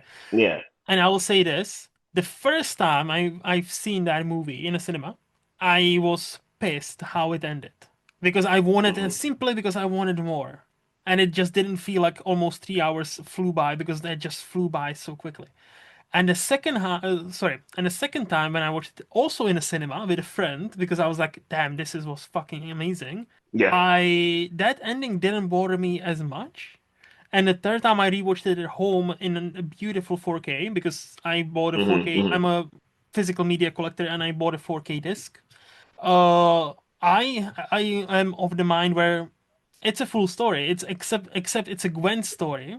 And yes, does it end a bit more like a Yeah. Okay. TV show? It's like, does it have Mm-hmm. the more like a TV show kind of ending? Sure, I'll give you that. But it doesn't actually bother me. What bothers me is they promised us, oh yeah, next March 2024, you will See, get yeah. Beyond. It's like now it's like 2029, and I'm like, fuck me, man. Like I wish they have not done it like that. Yes. Because like now, like if they actually delivered, like and we would have already had Beyond Spider-Verse, that would have been awesome. But now we need to wait another 4 years, and I'm like, And the "Mm, problem with waiting is that I don't know exactly how to describe why this is, but like that ending is an ending that is prepared to have a movie that comes out in like a year. I don't know how to put it, but like you know what I yes, mean? Like it's yes, not supposed to be like a 8 year gap and no, you're waiting and you're waiting and you're waiting and then finally you get like it's not a good effect. I mean, it's like if they made us wait actual 5 years for Endgame to come out. Like it's not yes, yes, it's not looking good, no, and I'm it's not. hoping that's gonna be good. But I'm like the fact that you guys have gone back to the drawing board so many times, it feels like is not looking great. And it feels to me like y'all made a good first movie with no plan on what you're gonna do for the second one. If the second one is garbage, it does affect how I feel about Across the Spider Verse. It will, you Yeah, know. So we'll yeah. see. No, We'll see. that's fair. Just like again, like I totally adore Across the Spider-Man. Like for some reason, I don't know why, it just hit me more than the first one. But again, I still love the Hmm. first one. Hmm. Don't get me wrong. I'm not shit talking the first one. I just Yeah, they're like both I. very good movies. It is I can't argue with exactly. Across the Spider Verse in terms of the It's just movie like itself is very good. yeah. No, for some reason, the second one just hit me somehow a bit more. I don't know why. Hmm. I think maybe it is the fact that it's more about Gwen and her storyline about her, joining the new band, and Yeah, also yeah. whilst that's happening, she's also figuring out the relationship with her dad. And finally, there's the moment where they kind of make up, kind of, like he sees, her for who she is. I thought it Hmm. was a Hmm. very great, like, very nice and touching scene. I was like, that's nice. And I now, again, cannot wait for Beyond, what's gonna happen with Miles. I Hmm. just wish we wouldn't have to wait until 2029. Yes, you're absolutely right. Like, it shouldn't be 6 years between these two movies. Absolutely Yeah, right. it's not and not even just because of oh I'm a fan I want it, but because literally the structure of the movie is structured for next year you get the resolution, not 8 years Yeah, from now yeah, you get the resolution. yeah. But yeah, so what is the last quote unquote adult movie you would rate 5 out of 5? So anything between 2002 and 1975. So the last adult movie is Schindler's List. Oh, Yeah, that's a easy 5 out of 5. that's a heavy one. Yeah, it gets a big vote for me because I'd say special place because it's the only movie that has made me cry, and it's like a double record. It's like it's the only movie to make me cry. It's also the only movie to make me cry multiple times. So it's like you Wow. made me cry, and also I watched you again. And I was like, it's not going to get me again for a second time. It did. I was like, dang, it's Wait, you watched crazy. it twice? I've seen it like 4 times. It's a great movie. I'm not disputing that, but like that doesn't seem like a movie you would like to. I don't know. I wouldn't want to like. I watched it once so far, and I'm bracing myself to Yeah, rewatch it because I know it's a great movie, but I also get it's you a bit fucking dour movie, and it's as hell. supposed to be because Yeah. obviously like the subject matter is kind of not happy.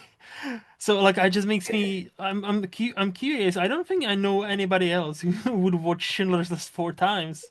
I would like to iterate. It was four. I probably saw Cinder List for the first time end of high school, so it's probably been 8 years. Four Okay. times in the past 8 years. So it's not like it's not like I'm like, man, I got to go back to Schindler's List every couple of weeks. Like it's not like my Spider Verse, where I'm like, let me pop that in. Yeah. But no, I've watched it multiple times, and I get. I'm now just thinking about the fact that that is one of those movies where most people who have seen it say they've only seen it one time, and I'm like, that makes sense. And I'm I'm thinking about that. Like I can understand that, but I would say that that's a bit unfortunate because that is a movie that has so much going on in it that there's stuff that you will only see on like your third watch. Yeah. Yeah. But I can understand why. And like, so the reason I watched it multiple times because the first time I watched it, I didn't watch it again for like another 4 years because I mean it was like that was very powerful and it made me cry. And like I said, movies don't usually make me cry, so I was like, that was uncomfortable. I really want to experience that again. Hmm. So it had been a while when I finally went back to rewatch it. The second time I watched it, like Spielberg's technique in that movie blew me away. And so the other 2 times I watched it, it's because it's like it's just filmmaking wise one of the best movies ever made in that technical level, besides the emotional stuff, which is also incredible. Yeah. Like just like some of the long takes that he does, and it's like how the hell do you even do this and make it look and feel this real? Like it's just it's a movie that impresses me on that level. Hmm. But yes, I think if you've only seen it once, it's kind of hard to get past that barrier of that was horrific. I don't want to watch that again. So Yeah. I understand why most people only seen it one time, but you are missing out. I will say No, I you're missing will out. look. I'll definitely need to rewatch it because it's been like kind of like you. It's been since not even high school. I think we watched it in a primary school, but it was Oh like wow, but it was primary school when Jesus. we were like 14, 15. So that was like Okay, when okay, we were okay. like older. Because in where I come from, primary school like is from like age of 6 to age of like 15, like for 9 years, Okay, really. okay. So also funny enough. You mentioned Jerry Seinfeld before, and then like a Schindler's List. That brings me. Have you actually watched Seinfeld? I've seen like parts of it. Like it was always on TV when I was a kid, but I've never watched like all of Seinfeld. Because there's one of the most famous quotes is like, "You made out during the Schindler's List." Yeah, Who okay, I makes know out that during quote. Schindler? Because George, I think George takes his date to see Schindler's List, and they make out. They end up making out. You made out during Schindler's List. Yeah, I've heard that quote for sure. Yeah.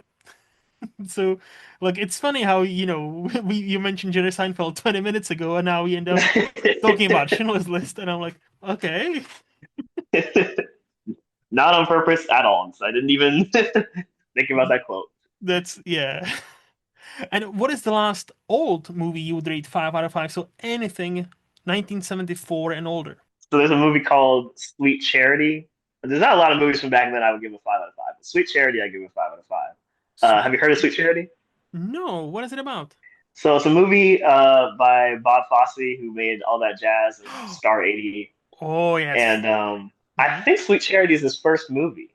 And I saw this movie probably like 2 years ago. So it's like, it's just one of those things where, I don't watch a lot of movies before that old, right? So when I think about one that's 5 out of 5, it's one that I saw a while ago.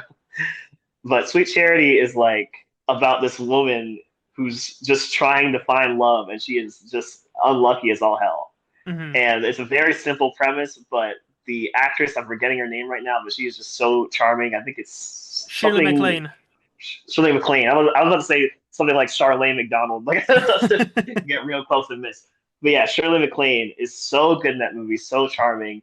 The way they do the musical scenes are like nothing I've ever seen. Where it's like it's this really good blend of like classic like West Side Story type dancing, and then Hmm. also Bob Fosse has like a lot of really cool cinematography flourishes and really cool editing in there. It's just like really unique, and I think it's probably why Bob Fosse was allowed to make movies like All That Jazz is because Sweet Charity. I mean, it's really Sweet Charity is just so good. Like I feel like he probably got like free reign to do like, oh, okay, we'll give you money to do whatever you want because you're clearly a very talented director. Like Yeah. it's one of those kind of star making movies for sure. So I haven't seen that, but now I have made a mental note to watch it. And speaking of, but I have seen just this year, about a couple of months ago, All That Jazz for the first time. Have you seen that one? What an yes, what an insane movie, huh? Isn't that movie I crazy? see. I like crazy. Like to me, that's one of the best movies. Like Yeah, it's that's one really of the good. that's one of those movies. Like literally, like the last couple of I think I've seen it like 3, 4 months ago, and I still Mm. remember when that movie finished. I had a real inkling to just press the play button again because I was like, "This is fucking phenomenal," and I Yeah, need yeah. to get that Criterion Blu-ray because that movie is just the way like it throws everything at you, and then and you're already like enjoying everything, you're enjoying everything, and then the last 20 minutes happen. And then now suddenly it just kicks it up in a whole nother gear, and I'm A like, holy whole notch, fucking yeah. shit! That was like, and this was Bob Fosse about his own life, right? This is basically his biography in one picture, from It's what I just like understand. what a way to make an autobiography. Hmm. That's what I find so cool about that movie. It's like it's really unique because it's like there's not a lot of movie autobiographies that exist, and there's also not a lot of movie. There's not a lot of autobiographies in general where it's like he's very clearly aware of all the faults and he's not afraid to put them out there. Yeah. And he did in fact die of a heart attack. Like he called that. Like, like Yes, he did. it's really it's almost eerie. Like it's like he's like, yep, this is me. This is my life. Here it Hmm. is. Yeah, I love that movie. No, like, but I will definitely check out. Like again, ever since I saw all that jazz, I'm like, I need to check out more from Bob Fosse, and so therefore, Yes, I yeah. definitely need to check out Sweet Charity as well. And Shirley MacLaine is always great, so yeah, Mm, give me more of that. Okay, so yep, yep. would you say is your favorite movie decade? Okay, favorite movie decade. Mm-hmm. I'm still finding. I want to say 70s. Nice. It's probably 70s, but 80s is finding real hard, and it's like they're battling, you know. But Mm-hmm. my real answer is 70s, but 80s in a close behind. No, 70s is again, that's like a proper like a cinephile answer. You That's know what I'm saying? Like it's just so basic. I hate it. no, But it's 80s not, is also like the second most basic. So, but it's basic for a reason. Like I always say, look, yeah, there are stereotypes, and some of them are yeah, bad, but all stereotypes are based on some sort of truth, right? And some correct. like Yes. basic answers are based, there's a reason why they are basic answers, right? Because Mm, there are a bunch of great movies made in 70s and bunch of so great. many.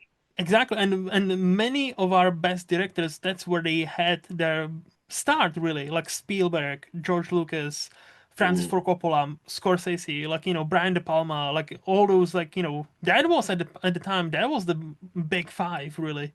Like Brian De yeah, Palma yeah. now has fallen off, unfortunately, but like he once in that was in that club, and if you listen to those four, like Martin Scorsese, Steven Spielberg, Francis Ford Hmm. Coppola, talk about directing, they often talk about him and how highly they talk about him because he is still to this day one of them. They like Yeah, even yeah. if his filmography or his career past 1990 or 2000 was not as quote unquote great, I would still say there's like at least two or three great movies in that, but many Mm, people wouldn't have seen that. So it's like, yeah, but no, 70s are, the default answer for a reason. it really is. Yeah, it really is. I mean, it's not. It's also a lot of. I mean, technical innovations as well. I mean, with Star Wars and Jaws and ILM coming up, like that's when movies to me like start. Like that's when blockbusters start, right? I mean, Yep. that's a big. It's kind of hard to get away from that, you know, like because that's all of that's all of culture now. You Well, know, Jaws. before, Jaws started the yeah, blockbusters, yes, and then Star right, Wars exactly. established, that Star was like, oh yeah, this is what's gonna happen from now on. So it's hard to avoid, like, because we grew up in a culture where like that blockbusters, when when we grew up, was just like a thing. Yes, has You always know, they been a weren't thing. new Yeah, anymore. It's yeah, always been a thing. And so for 70s to be like when that first started, it's like, yeah, that's like the origin point of everything I love in my mind. yeah. You know, so No, 70s. Like again, and I don't think anybody can blame you for being quote unquote basic. It's a great answer. So we've heard some of your hot opinions or controversial views on life. Do you have a hot take or controversial opinion about movies? I don't know if I do in general. Okay, I missed that one on your list, to be honest. that's But fine. usually I feel like my hot takes are like they'll surprise me. So like I'll say something where I'm like everybody knows this sucks, and everybody like what? Everybody loves this movie. I'm like oh, Okay, so what like was the last movie you said? Oh, everybody knows it sucks, and you got that kind of response. Do you remember? here's a tepid take. Okay. This is not hot. This is the last where I know I'm out of sync with where the general public is right now. I reviewed Sinners for the site. I think Sinners is a great movie, but Hmm. like on the lower side of great. I don't think it's a classic.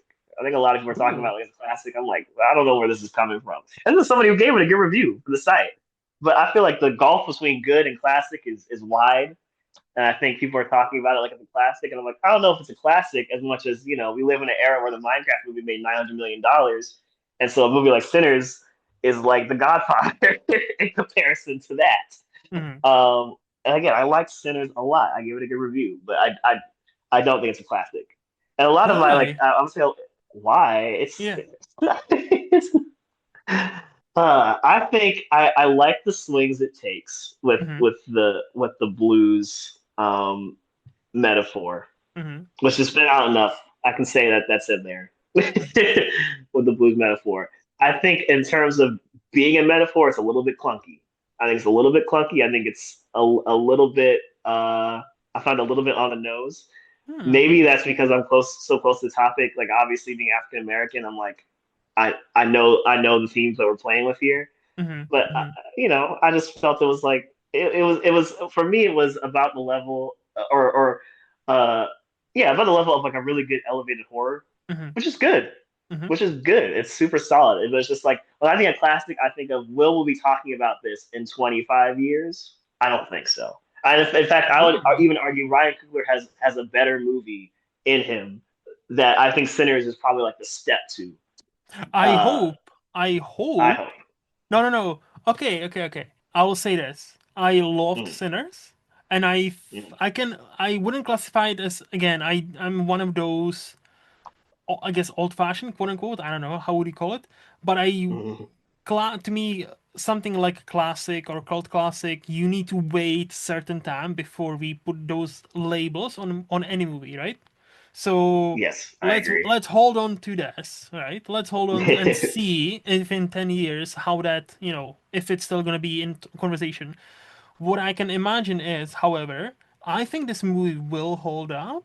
I think the reasons it will hold up is because all the elements click together, and Ryan Coogler takes some bold swings in a lesser hands,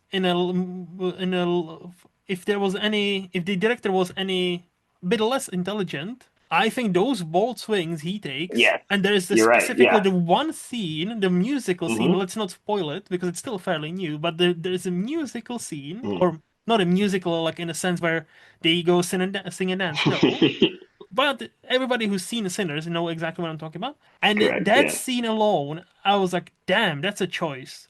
But then it worked. And I'm like, holy Yeah. fucking Yeah. shit, it actually That's works. fair. And him Yeah, making it work is impressive. and that's the thing. And I can see this scene in a lesser capable hand, in less capable hands, that would break the movie. And I can Hmm. see that Yeah. No, you're version right. where You're in totally right. somebody else's hands, that would break your movie instantly and would be like, what the fuck is this shit? What are you trying to say? Yeah. And he pulls it off. But I'll say this: I hope you're right. I hope Ryan Coogler will come out with a movie in a couple of years' time with something even bigger and even not even better, quote unquote, than Sinners. Because to me, like that's what I've written in my letterboxd review. I've seen pretty much all of his movies, and to me, Fruitvale Station, Creed, Black Panther are all excellent movies.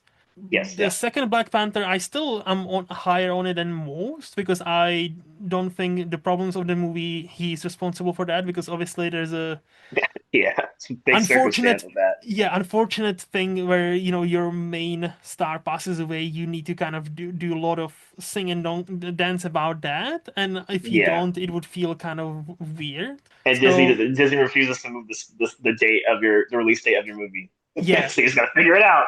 Exactly. So like no, like to me, like even like even the Black Panthers Wakanda Forever, I'm still higher on it because I thought what he did with that was probably the best anybody could have done with that Yeah. movie. Yeah. I hear you. But yeah, so for me, but he done three amazing movies, and then he came out with Sinners and blew all of those past. Like it's like no, I'm here, and I would like to Hmm. see it Hmm. at a quote unquote big boys table because Yeah. and I am very intrigued, and I hope Academy will not forget Sinners next year. I really Yeah. hope they We'll will see. not We'll fucking see. forget. Just I don't think they will. I don't think they will. But we'll I see. look, I hope not, but like we know our academy, and like Yeah. I mean, yeah. they definitely they make can some make us mistakes. they make some choices that can only be defined as questionable. But yeah, with Correct. Coogler, I think like my thing is people have been talking about him like he's gonna be the next Spielberg or Scorsese. Some people truly since like Creed, like for a long, long, long time. And I think Sinners was the first time where he's stepping out and being like, okay, this is my vision. Yeah. Because before it's kind of been more like based on other stuff. Yes. And so I'm like, all right, that's cool. But that's like to me, this feels like a first foray. Like I'm like, this feels like you got more to show. And if you don't have more to show, then like I wouldn't put him on a Spielberg Scorsese level. Sorry, but that's like I see scenarios. I'm like, this looks like a good start to that. Because before with the franchise movies, they're really good, they're really Mhm. excellent, but they're still to me. I have to put franchise movies a little bit lower than like when you have movies that are franchise like starters I or not connected to franchise at all. Yeah, Like I respect. It's not about I respect the franchise ones less. I feel like I respect the ones disconnected from franchises more. You know? I see what you mean. Like you Yeah, appreciate the original better, yeah, like yeah, original yeah, idea. Which, to be fair, even the Fruitvale Station is unfortunately based on a true story, so it's yeah. based on Exactly. something, right? However, Yeah. what I would say to that point, I to a certain degree I understand and I agree. However, like for example, like when Creed was announced back in the day. I'm like, Mm. do we fucking need this? Let that franchise Yeah. be, right? But then I actually went to see it in a cinema, and I still Mm. remember the one of the fights. I think it was the first fight we see, like halfway through the movie, and it's all in one take. And I'm like, holy shit, this is fucking good. And then the movie pumps you up like the original Rocky used to, Hmm. and like Stallone gives actually a good great performance. And Michael B. Jordan is like, "Hey, I've arrived. I'm gonna take over the cinema. Thank you very much." And I'm like, "Damn, this slapped so fucking hard. This shouldn't have slapped this hard." So like, I understand your point, and I kind of agree. But at the same time, if there's a director that makes this franchise movie and makes it to the point where like I was actually then pumped for Creed 2, there is something to be said there, you know. Yes, yeah, and for sure. And but that's the thing. I would say Ryan Coogler is one of the best directors in what I would call like the franchise era of movie making, which is like now. Hmm. And he's one of the best in that era. And I'm like, that's cool. And and this is me saying this as I still consider myself like a film pleb. There's a lot I have not seen, but I feel like this is one of the worst eras for filmmaking in a lot of ways. And so I'm like, yeah, he's the best of like his generation. And I'm like, his generation is not, in my opinion, stellar. I mean, we have a lot of stellar filmmakers. I just think we had a lot more back in the day, in my opinion. Hmm. So I'm like, he's the best of like he's one of the best of the 2010s for sure. I don't think the 2010s was like an amazing time for cinema, you know, in how I see it. Interesting. I definitely think 2010s has been great, but I think it's more like international. Like the Probably, yeah, that's probably an American perspective. like I just, because like France, like French ladies are fucking killing it. Like if mm. you're a French director, woman director, I know at least three that I'm excited for their movies. So, I cannot remember their names. Because they are like usually very French. So I'm like, I don't even Yeah, know how yeah, to yeah, yeah. pronounce this I shit. pronounce them right, so they're not gonna stick. But like Coralie, the only one I remember is Coralie Farge, which The Substance, my favorite movie of Ooh, I last love the year. substance. That was my Me too. second favorite movie last year. See, mine Yeah. was my first. What was the first, by the way? What was the first? Ah, I'm on the spot. Let me go. Let me go back to my list because it's there. It's one of those things that should be on the top of my mind, but it's not. No, it's all right. It's okay. Keep talking; it'll come. It'll come Yeah, later on in the conversation, out of the blue. and so there's the Coralie Farge, and like because she made Mhm. Substance, and even her previous movie Revenge, I watched after. It's also great. And then Mhm. there's a French lady who made the movie Raw, and then Titan, and those are great movies. Like I know I've heard of Titan. those. I have not seen them. Well, look, Raw is more family friendly, even though it's about cannibalism. But Titan is one hell of a trip movie. Like Titan, is imagine, that yeah, is that about having sex in the car? Is that one? yes, yes. That's basically look. Oh boy. Is there a scene where a girl or a woman has a sex with a car? Yes. Is that the point of the movie? Kinda, but it's not. But you need to watch the movie. Sorta. But you need to watch the movie because it's spectacular. And if you actually focus on not the weird parts, but like if you actually try to focus on the story and the theme of the movie, it's actually Mhm. amazing. And again, Raw, the movie, it's like, oh yeah, I see what's happening, I see what's happening, I see what's happening, and then the way it ends, and not without any spoilers. the way it ends, American movie would go 10 minutes more. Mm. There's something happens where it's like everything like just gets underlined. It's like, oh, that's the point. Or not a point. That's like, Yeah, oh yeah, shit, that makes sense. And the movie just ends. And I'm like, and I'm like, yeah. we need 10 more minutes of flashbacks and then 10 more minutes of explanation. No, no, no. And then the movie just like ends. I'm like, amazing. 10 out of 10. Fucking love that. And it's just and then there's what's her name? Celine something that's made the Portrait of a Lady on Fire and quite Hmm. a few other movies. And she also like is an amazing filmmaker. So I'm like, I feel like Americans not slacking per se, but I feel like Oh, we are. We're probably slacking in several areas. Please criticize us. but I feel like now great time to be into international features and international cinema because like 2010s and now 20s like there are some Hmm. amazing movies coming from France, Korea, obviously Bong Joon-ho, South Yes, of course. Yeah, Korea, yeah.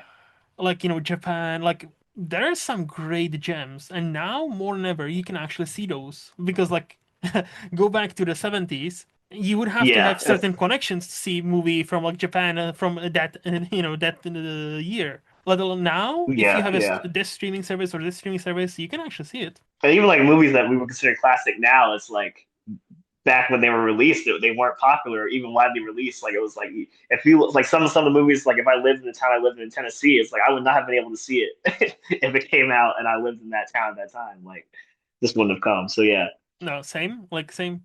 Did yeah, you figure it out by the way? What was the your number one movie of last year? yeah. It was I saw the TV Glow. That was my number one. I don't think Oh. I saw a movie better. That's really, and it wasn't. It was one of those things where it's like that. That isn't like even my type of movie per se, but Mhm. like I just felt that was the best of the year. Honestly, in my opinion, I thought it was the best of the year, like heads and tails above everything, including substance. Um, I have heard some people like you praising this movie, and I still uh, it's on my watch list on one of the streaming services Probably I pay overhyping it, for. but I definitely am like it's gonna get played soon. But yeah, I'm kind of curious because like I know the rating is kind of mid, like on like most yeah, platforms yeah. like IMDb, even Letterboxd is not like that high. But I know people like yourself who absolutely adore this movie, so I'm like very curious. Hmm. Okay. It's yeah, I don't know. I don't know if it's like I really loved it, but I'm still not sure. I think only time will tell. Hmm. But I'm not sure if it's one of those things where it's like you have to connect with it on a certain level or you just hate it. You know what I mean? Because I could Hmm. definitely see why some people would be like, this is boring, and I don't really like I don't like what is this even about? Like But for Yeah. me, it was like what it was about was really obvious, and then even besides like the surface level of what the internet discusses it was about, I think it's even deeper than that. But I don't really want to spoil anything for you, so I'm not going to talk about it. Okay. But I think I think it's one of those movies where like as the years go by, people will see that it's deeper than even just what we talked about when it came out. Because right now, again, I don't want to spoil what most people say the allegory is about. Right now, the main narrative of what the allegory is about is, I think, what the director explicitly, obviously wanted to show. But I think she's one of those directors where she's displaying a story that has multiple levels. Hmm. I think as the years go by, people will talk more and more about the multiple levels of Ice on the TV Glow. But Okay. yeah, we'll see. We'll see. I'm I kind think of that's going to be a real classic as the okay. years go by. That's my bet. I've made a prediction when I Mm-hmm. watched The Substance for the first time in a cinema. I was like, I can see this in 10, 15 years being like a cult classic where it's gonna I play think in a, so. like a cinema and it's gonna be like one of those crowd movies where like it's gonna be a crowd movie and everybody's gonna be just like shouting because it's a very shouty Yeah. movie, it's a very loud movie, and I can see that. I again, maybe I'm wrong, maybe it's gonna be forgotten about. I hope not, because to me it was a great movie. But no, I Mm-hmm. saw the TV Glow. I am excited to watch it. I am definitely excited to. It's on one of my watch lists on my one of the streaming services I pay for. So I know of it and I'm getting to it. It's just so much to Send the watch. queue. Yeah, I Getting know. there. Yeah, Yeah. yeah. So I think with this we can move to the underrated part of the podcast where I'll ask you, Jeffrey, who do you think is the most underrated actor we have right now? My choice is Sterling K. Brown Yes. because I feel like that is we're getting close to that not being like underrated, but it's like he's still underrated by like I don't think by the public he's underrated anymore. I feel like everybody knows if Sterling K. Brown's in a movie or a show or anything, he's gonna kill it. He's gonna be the best part of it. Even like I don't know if you saw American Fiction. Yes, I have. But Great like movie. that movie is a good movie, but it is one of those things where like Sterling K. Brown is almost too good. Like if I was a director of that movie, I'd be like, you gotta turn it down, bro. Like you're distracting in so many ways. Like you gotta turn the Riz down. It's too much. It's too much. Like he is like one of the best, and I think overdue. I know he probably has a bunch of Emmys for This Is Us. I've never seen This Is Us. I'm sure he's fantastic in it. I don't Mhm. see. I haven't even seen like his like that's like what he's known for, and I'm still like even outside of that, I think he's amazing. So yeah, that's my choice. I think he is He needs still more awards. underrated. No, yeah, yeah, I think he's still underrated because like a movie people like us, we obviously know him because he was nominated back to back for Oscars. So like I'm every time I'm Mm. like, yes, I'm so happy for him. Like he's finally being noticed. But yeah, like I honestly think if you were to go on a street and ask 100 random people, hey, are you excited about a new Sterling K. Brown movie? I think Right, right, many right, would still say, who? right. And Exactly, maybe if you show exactly. them picture, like, oh yeah, I know this dude. Okay, cool. Yeah, but like like I still don't think he's a household name, but I think it should happen sooner rather than later because he has that charisma. He obviously has the talent. Like Yeah, he is a great actor. I like he st should be like Robert De Niro, like Denzel Washington. Like people should know his name. Like that's how talented I think he is. That's his level. I I genuinely think give it 5, 10 years and he will be there. Like I cannot see him stopping anytime soon. I Yeah, still yeah. haven't seen Sing Sing, the movie he was nominated for this year, but I hear like Hmm. he is phenomenal in that movie. Oh, I think you're thinking of Coleman Domingo. Wait, so wait, what was he nominated for this year then? Wait. Am I Sterling K. Brown was confused? nominated for. I don't think Sterling K. Brown has been nominated. I think you're thinking of Coleman Domingo. Sterling K. No, no, Brown was the no. guy in Mm-hmm. yeah, because Sing Sing. Which by the way, I love Coleman Domingo too. No, yeah, Coleman is also great, but wait, Coleman's a Sterling Sing Sing. was definitely nominated twice. Wait, am I fucking wrong? Oh, I for think you're thinking of Coleman once. Domingo because Coleman was nominated for Rustin and then nominated for Sing Sing, Okay, and that was I'm back to dumbass. back. But I think Sterling K. Brown was nominated for a American Oscar. Fiction. Like I think. Oh, American. see, that's exactly what I was talking about. I mean, I'm just gonna be real. That role, he should never have been nominated for an Oscar for that. He was just so good. Like that role. like Wait, I I thought remember, I that's the remember, point of the Oscars to be good and then he get nominated. I mean, that's the thing. It's like it's good for him, and I'm glad for him. But that role as written is like he is just like the supportive brother who's just kind of there to like contrast the main character. Like he is not supposed to be stealing the show. Like that is Hmm. not that is not a character that as written is like, oh, if I play this role, I'm going to get a supporting actor nom. You know, some roles are like that. It's like I know that if I can kill this, I'm going to get nominated for Oscar.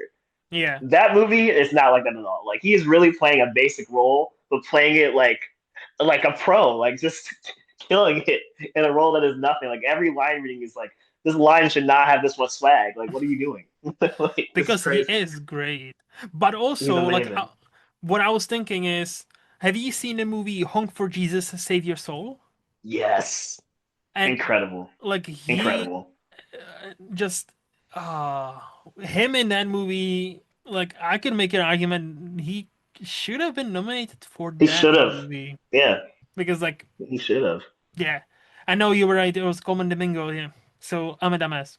I was just confused. So okay, Who's okay. also Mhm. still underrated. Coleman Domingo, until Coleman Domingo, he's also very close to being a household name. He's getting very popular, but until he is like Robert De Niro level, he's still Mhm. underrated. Coleman Domingo should be a household name.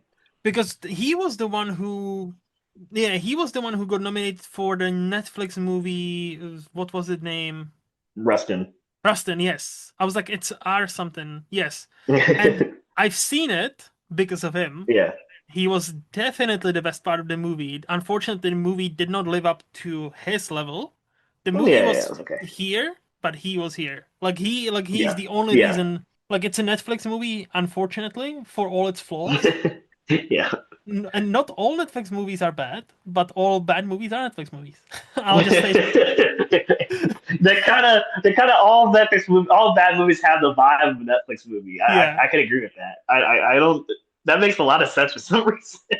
And it's the same, like, it's just like, unfortunately, the movie couldn't live up to him, but he Yeah. uplifts that movie, Coleman Domingo, and he was awesome. So, like, if you want to see a perfectly fine movie with a one exceptional performance, watch Rustin.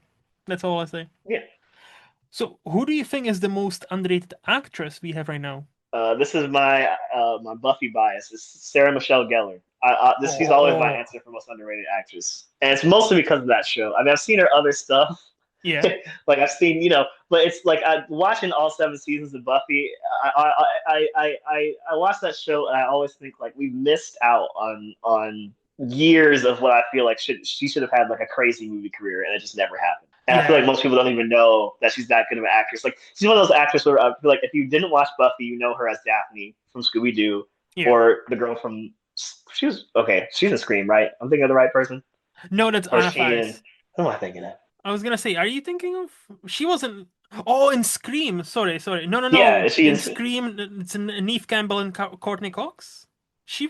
Okay. Yeah, I'm she trying to was think of not. there's a horror movie that she was in that I saw that I have very blurry memories of it. I remember liking her in it, She but I can't remember which was. one it was. She was in. If I'm not mistaken, wasn't she in I Know What You Did Last Summer? She was, yes. So But I don't think that's the movie I'm thinking of though. But anyway, Yeah, yeah, yeah. She was in that one. Yeah. So I think that's but, because. Yeah. It's a but basic, and yeah, which is basically Scream knockoff. So I understand why you okay, confused. maybe it might be that. Yeah. But yeah, so I thought No What You Did Last Summer was like some kind of teen comedy that I just never saw. But if that's like a Scream knockoff, then yeah, then It probably is. that's what I'm thinking of. Yeah, And okay, that's what I'm thinking and we are getting another, we are getting another sequel to that movie, so of course we need it. of. Right, it's so necessary. Yes. Everybody was begging for a sequel. I know what you did. Yes. Because why? Nostalgia, baby. Nostalgia. This But is this is this is this is why we're in the worst era of cinema. But anyway, yeah, Sarah Michelle Gellar. I feel like if you haven't seen all 7 seasons of Buffy, it's like you don't know how good of an actress she is and how much we're missing out on her not being in more movies. We really are. She's great. I don't know. She's getting back into it now, Mhm. but I don't know if you're gonna be surprised or not, but I have actually binged the entire Buffy one like a 4 years ago now. So I okay, have cool, seen cool. all 7 seasons, and I've also did the Watchers watch where you watch Buffy and Angel together from like season 4 of Buffy because like Angel starts like Yeah. so there's like a special watch list because those two kind of intertwine and it's Yes, kind of cool. So like if you want and if people has never they've never seen either of those shows, watch Buffy first 3 seasons. please watch Buffy. Yeah, Yeah, no, no, I 100%. love that show so much. It's a great show, I'll say. It's a great show. And then once Angel starts, season 4 and season 4 of Buffy starts, then there's a special kind of order if you want to enhance your experience. You can actually watch it like, where they tell you watch these episodes of Buffy, then switch to Angel, then switch to Buffy, and you kind of ping ponging between those two. And it's interesting. I'll say that. And Buffy, like to your point, Sarah Michelle Gellar, like she is proper leading lady. Like she's a Yeah. great in that TV show. And you excited for the new Buffy reboot?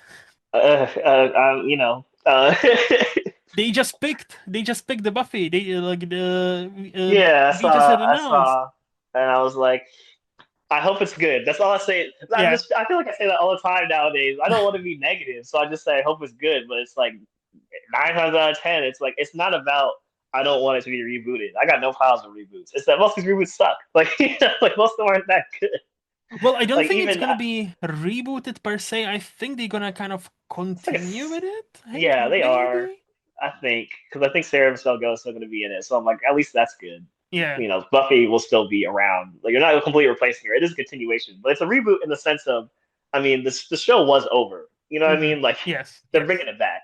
Yes. So Yes. and nobody really asked for like I'm good with no more Buffy. And to be honest, I didn't really like season 7, and I didn't need any more. So Mm. even if it is my favorite show, I think it had its run. I don't think we need any more. Okay. But Okay. Well, you out know of what they curiosity, say. Every generation has its Slayer. So like, they hey. do say that, and I think every generation should buy some Buffy DVD. That's I think Yes. as we that's what we should do. on our side of things. Correct. Correct. Okay. I'm curious. What did you think about Angel as a show compared to Buffy? Oh, wait, Paige. Angel. Oh, Angel. Sorry, sorry, sorry. I was like, what? I Who's didn't. I Paige? didn't watch them together. I watched Buffy first, and then watched Angel So, separately. I'm curious about your experience watching them like in so order. yeah, in order, I definitely the order helped. And with Yeah. Angel, I was surprised how much I enjoyed that show until the Hmm. season 3 and 4, when it's like kind of Hmm. fucking weird. And I'm like, But it's what are crazy. what are we doing here? What And are we doing?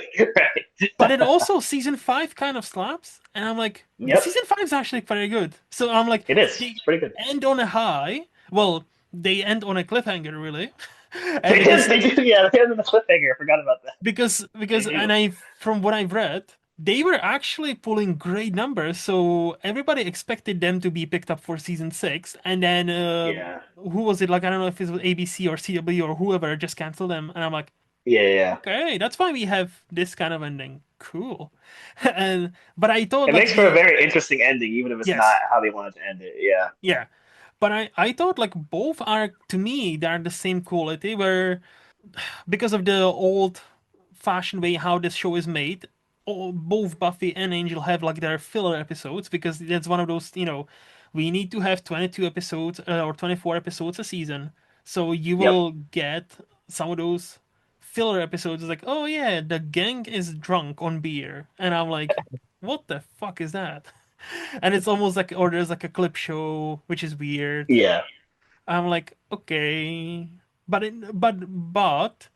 I wouldn't be opposed to rewatching them again like that because I feel like there's like something comforting about it. And Buffy, again, Buffy is great, and especially for what it did at the time. Like one of the characters was gay, Hmm. and I was like, okay, for 1990, like late 90s, early 2000s, that wasn't that popular of a choice. Yeah. I'm And for her like, to be like a person, like it wasn't like yeah, her whole like this is our special gay character. Like yeah. like one of the main characters was gay. Yeah. So no, but yeah, like I like them both, and I thought like Angelo had no right to be as good as that show was. But yeah, are there some like behind the scenes drama, especially like with Charisma Carpenter and Joss Whedon, what we know now? It didn't seem Yeah. that great. I'm like, fuck's sake, can we not and just enjoy and one and thing? it's I probably never like Buffy. I'd rewatch. I probably never rewatch Angel. Angel is like that was one of the most up and down experiences of a Yep, show I've ever had. Like we're like literally like I'd watch an episode and be like, why the hell am I watching this show? And then the next episode would be so good that I'd be like, oh, that's why I'm that's watching this why. show. Like it's just like it kept doing that. That was the crazy thing. It did that consistently throughout throughout the show in smaller and bigger waves depending. Like you said, season 5 is really good. In my opinion, it's pretty good. But season 4 is one of the not just bad, and it is bad, but it's just one of the craziest Yep. seasons of any TV show ever. And a lot of it, as it turns out, in hindsight, is because Joss Whedon was beefing with one of his stars.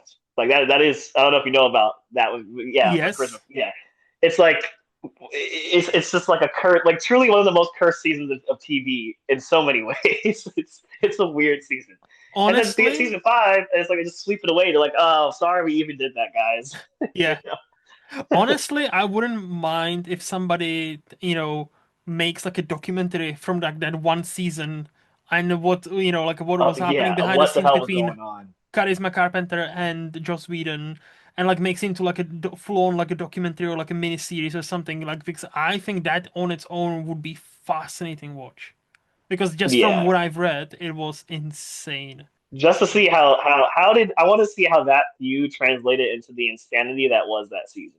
Like Yeah. I want to see how did you get from I'm mad at you for getting pregnant to I'm writing the craziest television season of all time? Like how did we get this far?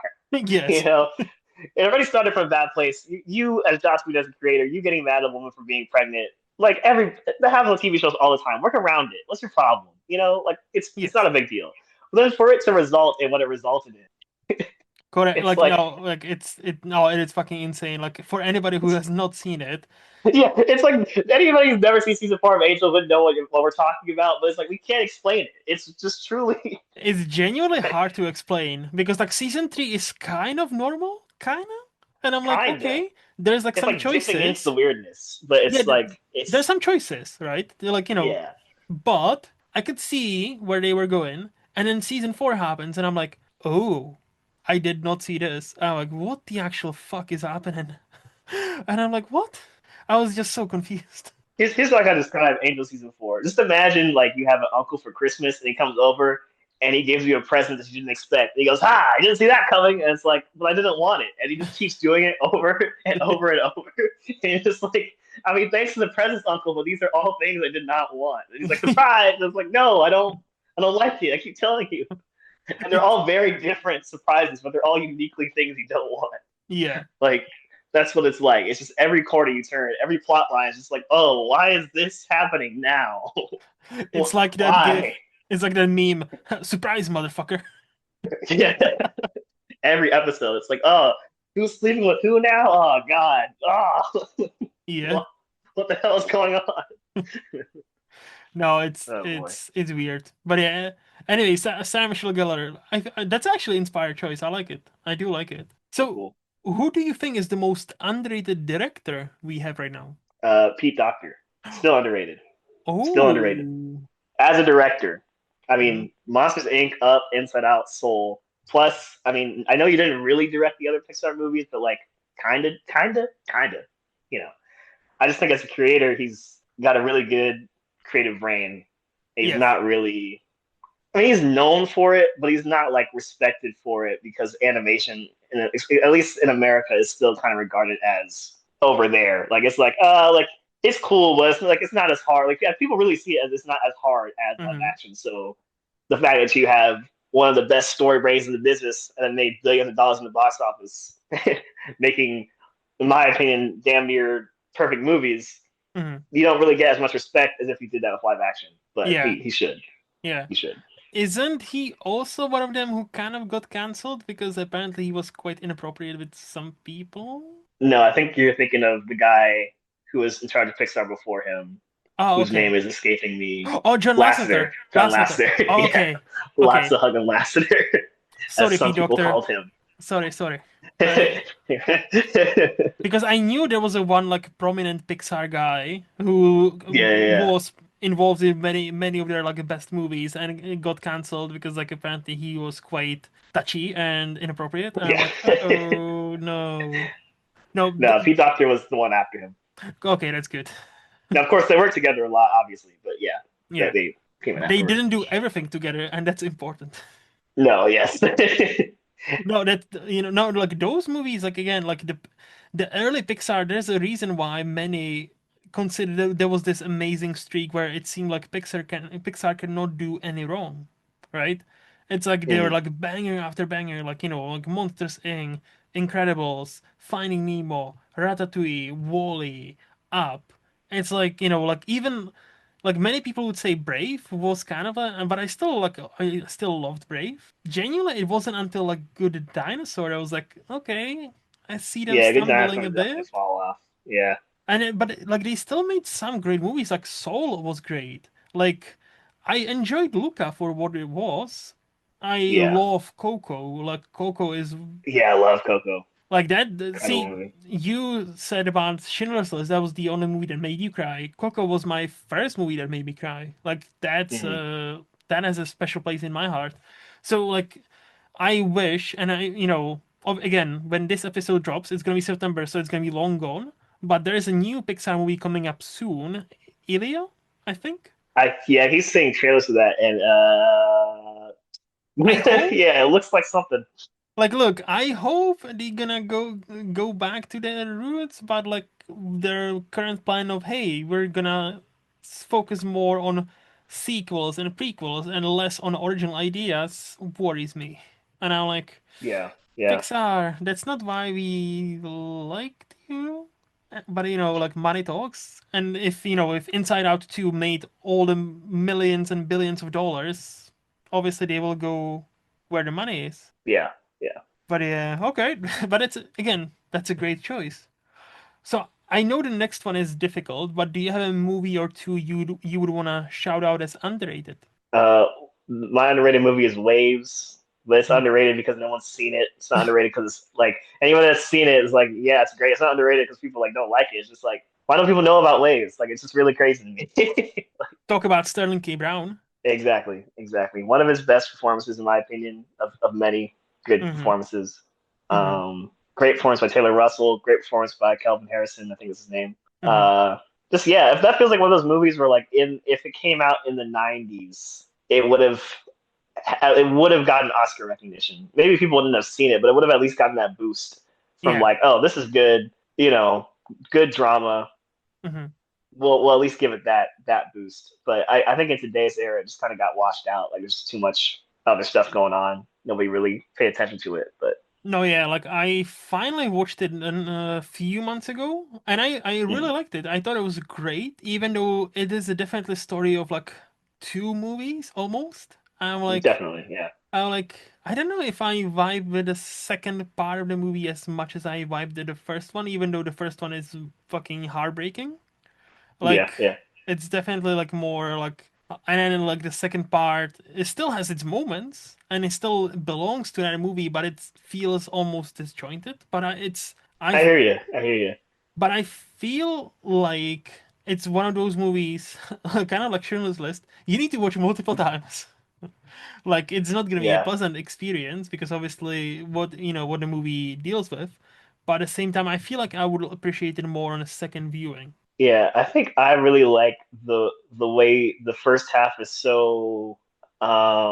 I don't even want to call it negative, but it definitely shows like a downward spiral, right? Yeah, yeah. Obviously, and there's a lot of indie movies about that kind of spiral, and of course, Waves is a really good version of it. I'm not knocking that, but what I like, what's different about Waves from like a lot of other indie movies I've seen that portray that exact same story, is that it has that story, which is kind of typical Hmm. in the sense of there's a lot of indie movies about that topic Hmm. that the first half of Waves is about. It tells that story, and then it veers off in this whole other like life affirming kind of direction that yes does feel like a second movie, but I like that because of the first half. Like I like Yeah. how disjointed it is in a sense because it's just like after something that is so just like you say heartbreaking, Hmm. it's like all right, well here's something that's a little bit more positive, but it's not positive in the sense of like just like all right, here's some happy shiny stuff. It's like here's how you rebuild after something like that. Hmm. You Hmm. know, after a Yeah. tragedy like that, and how hard it is, but also the moments of beauty that you get while getting through a tragedy. I just think it's really beautiful. You No, know, again, it is, but just like, I was definitely not prepared for how yeah, it's a shift. different they will feel those two like halves of the movie. So like Yes, that's what yeah. I'm saying. Like, I as much as I don't want to, it kind of knocks it down a tiny bit. But that's what I'm also Mm-hmm. saying. I am aware that this is a me problem, so that's why I'm like, if I were to rewatch it in like a couple of years time, when I Yeah. know where the movie will go, I think I'll enjoy it much more. And that's why I'm Mm. like always like open to, hey, even if I didn't like this movie, it might not be the movie, it might just be me. So Yeah. that's totally fair because many times I'm the dumbass. So I'm like, Yeah. yeah, many times the movie is great. I'm just like, oh, I was not in the right, space, headspace where I didn't get it, what the movie is trying to say. And I watch it again and I'm like, oh, actually, this movie is awesome. Yeah. I think it's the coolest thing about art. I mean, there's Yeah. so much stuff I've seen over the years that's like, oh, when I first saw this as a teenager, I didn't get it, or even if I liked it, Mm-hmm. there's just a whole dimension of it that I just did not understand. Like Yep. when we did a Moonlight for the Sith Pop podcast, that's probably like the third time I'd seen that movie, and I was like, I'd seen that movie the other two times, and like watching it that third time, I was like, I didn't even understand this. Like I thought I did, but like I really didn't. And now I'm 26, like okay, this movie is not like I didn't even conceptualize the Mm-hmm. full arc of this movie until I was an adult. Yep. You know? Yep. Now, Moonlight is also a great choice. Like Moonlight is also a great movie. So, and that's also Yeah, another yeah. one I need to rewatch. I've only seen it once in a cinema. So, yeah. Oh, awesome movie. Okay, and the last, is there a TV show besides Buffy you would like to shout out as underrated? Yeah, obviously Buffy. I Hmm. think I'm going to go with Justice League and Justice League Unlimited. the cartoon Nice. show from the early 2000s. That show legitimately has some of the best TV writing ever. Wow. It's a kids show. It's Hmm. concise. That's why people wouldn't see it as good.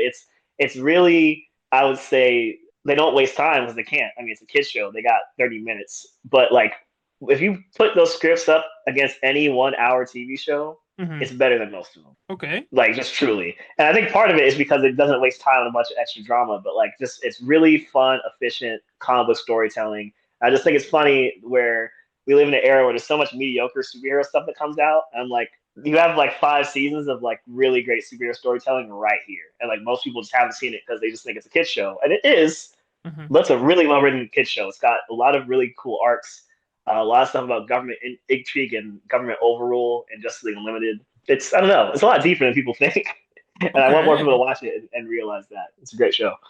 I'm not gonna lie, I had no interest of like I heard of this show before you mentioned this, and Mm. I had no interest in watching it, but like the way you're describing it, I'm like, okay, I'm kind of I interested feel now. like most I don't know how things translate overseas, but like I don't know if that show like aired anywhere outside of America.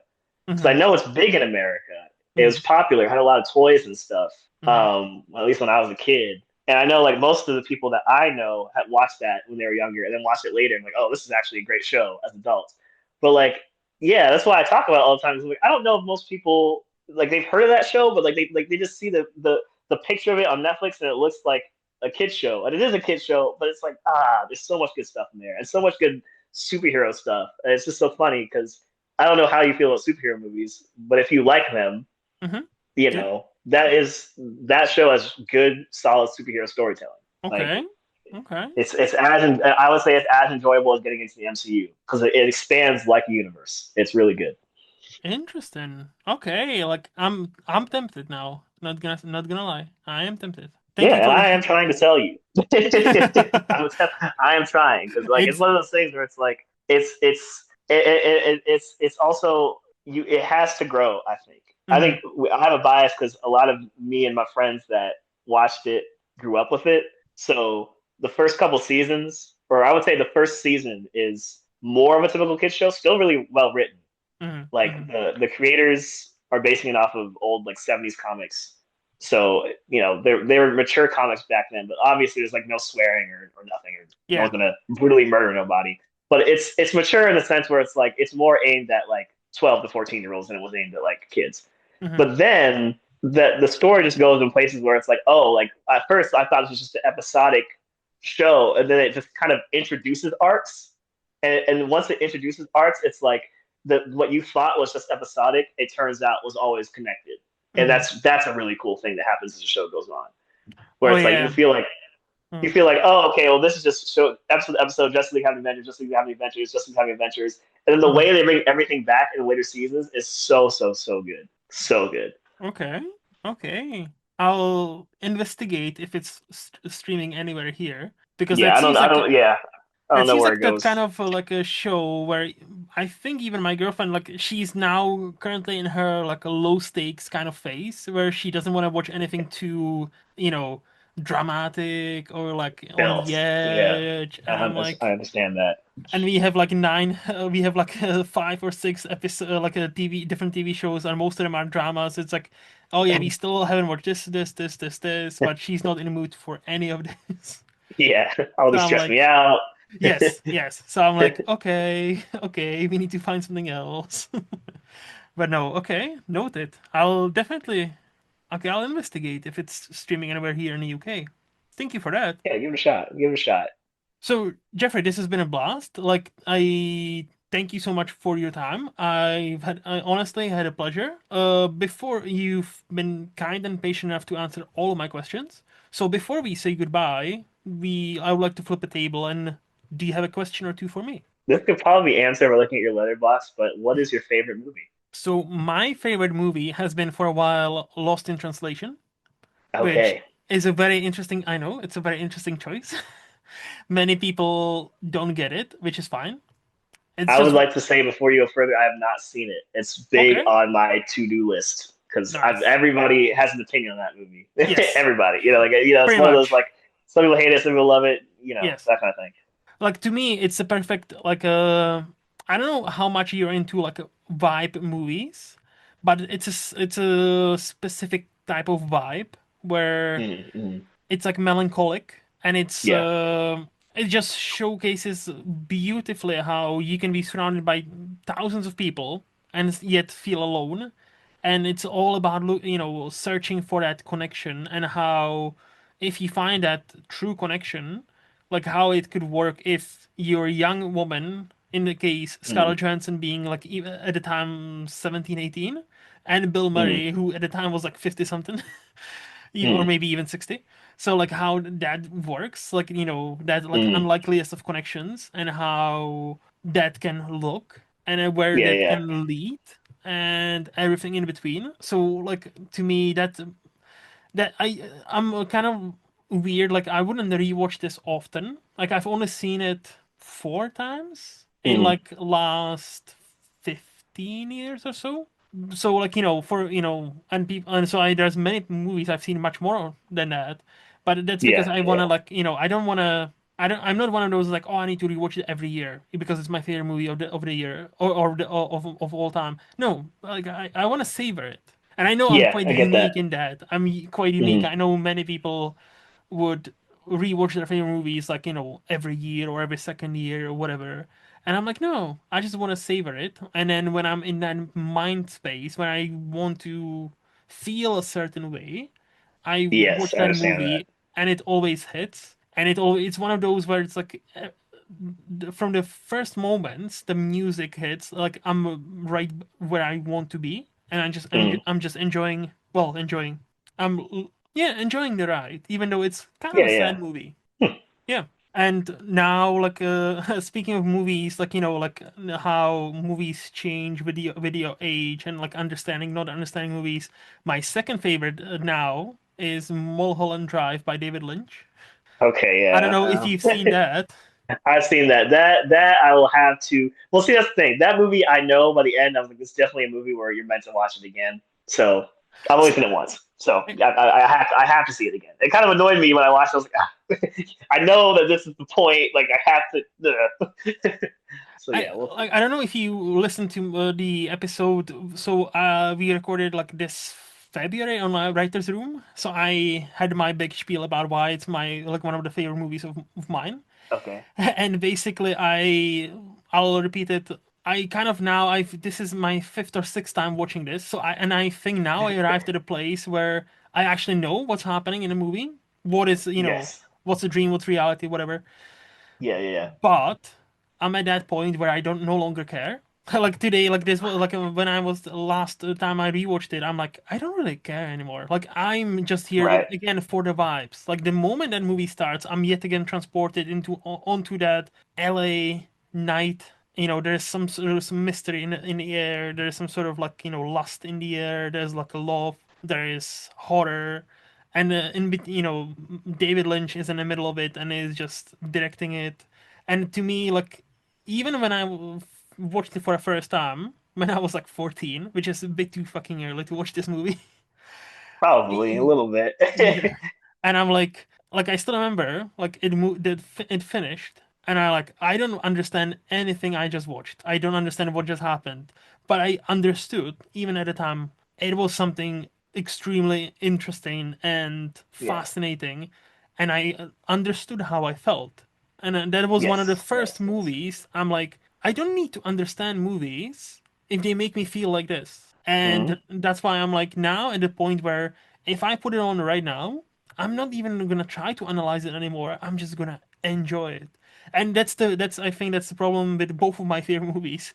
If you're not on that wavelength, you will just not gonna enjoy it, which is fine. Which is like, Yeah. again, like that's why art is subjective, isn't it? Yes. Yeah. Yeah. But like if you manage to link yourself to that like frequency, like whether it's Sofia Coppola and Lost in Translation or David Lynch, and let you I always say, like, if you allow yourself to be led by any movie where that movie wants you to take, rather than, oh, I would have done this, I would have done this, I would have done this. No, no, no, that's not the point of the movie. Like nobody cares about what you think. Let the Right. movie let the movie take you to where the movie wants to go, right? Yeah. And that's like me talking about movies online. I had to learn that lesson too. Like I'm like, no, that's a wrong critique. Like if you're criticizing a movie, oh, I wish they've done this. Like I don't think that's fair. I think that, Yeah, yeah, I agree with you. so like I and yeah, and ever since like I kind of let go and try to like hey, lead me wherever you want to go, okay? And I've enjoyed much more movies since then. Yeah, you want to judge it based on like when I review things, I'll try to judge it based off of like what were they trying to do Yeah. and how close did they get to that. Like it doesn't really matter. At a certain level, it does matter how much I liked it.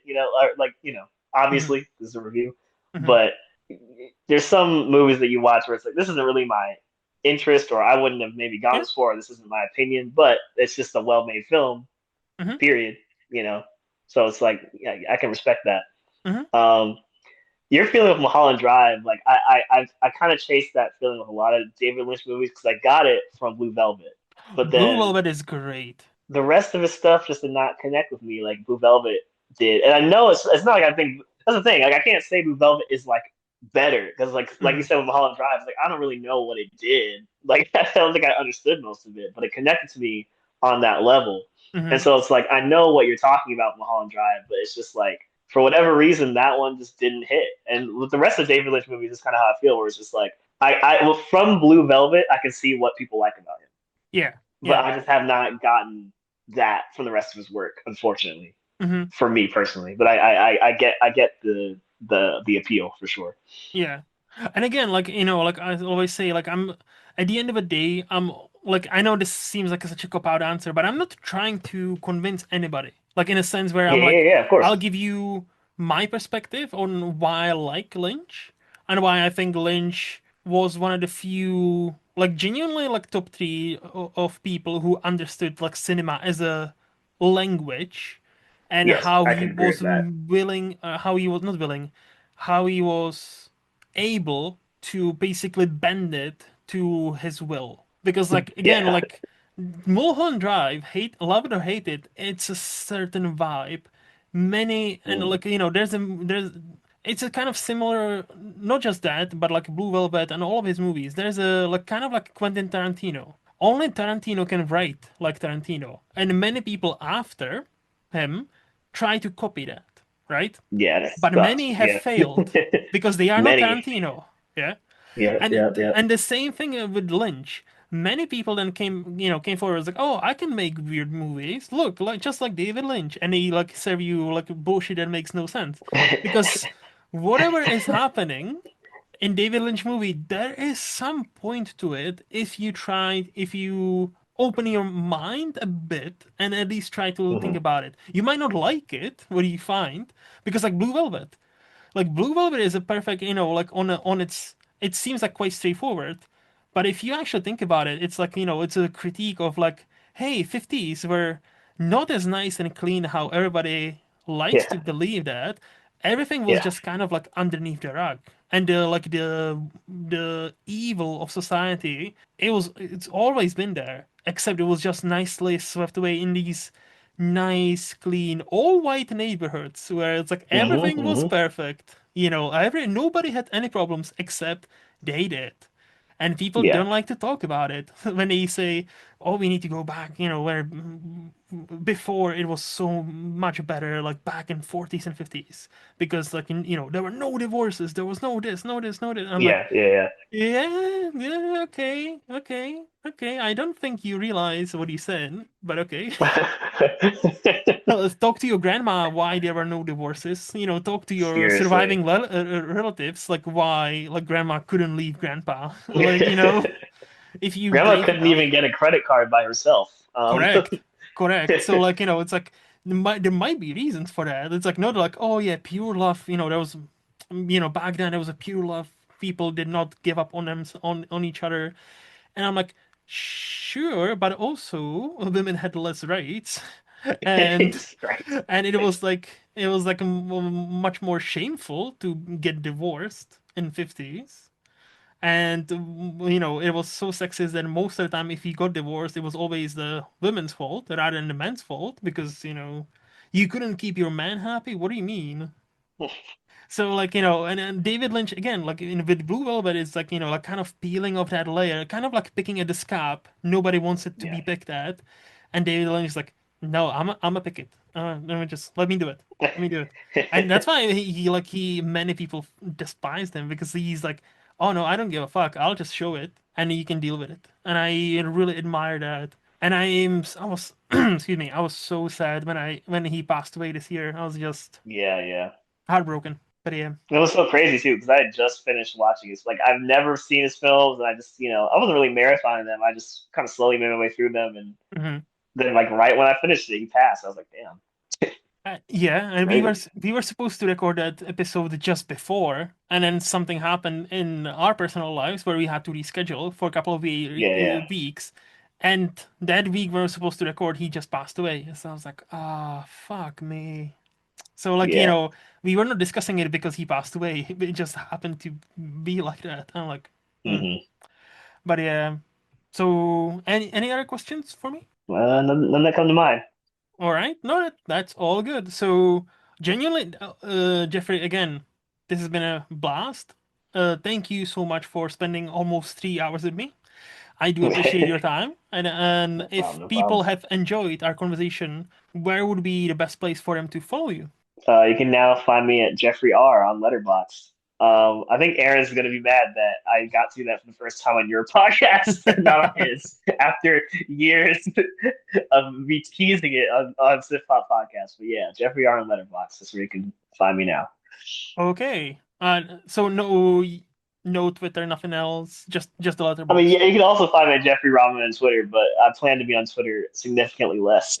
So, but Fair, you can find me there. fair. Okay. Those links will be down there in the description so people can just click on them. For me, as always, in Movies Lost on Letterboxd, here every other Friday, and on Wasteland Retrospective once every month, and Cinematic Wasteland also once every month. And that's it. This podcast is part of SPDM Media, and a special thanks goes to HiFlyer Creative for designing my logo. If you want to see what else they have happening, visit hiflyercreative.com. And until next time, bye bye.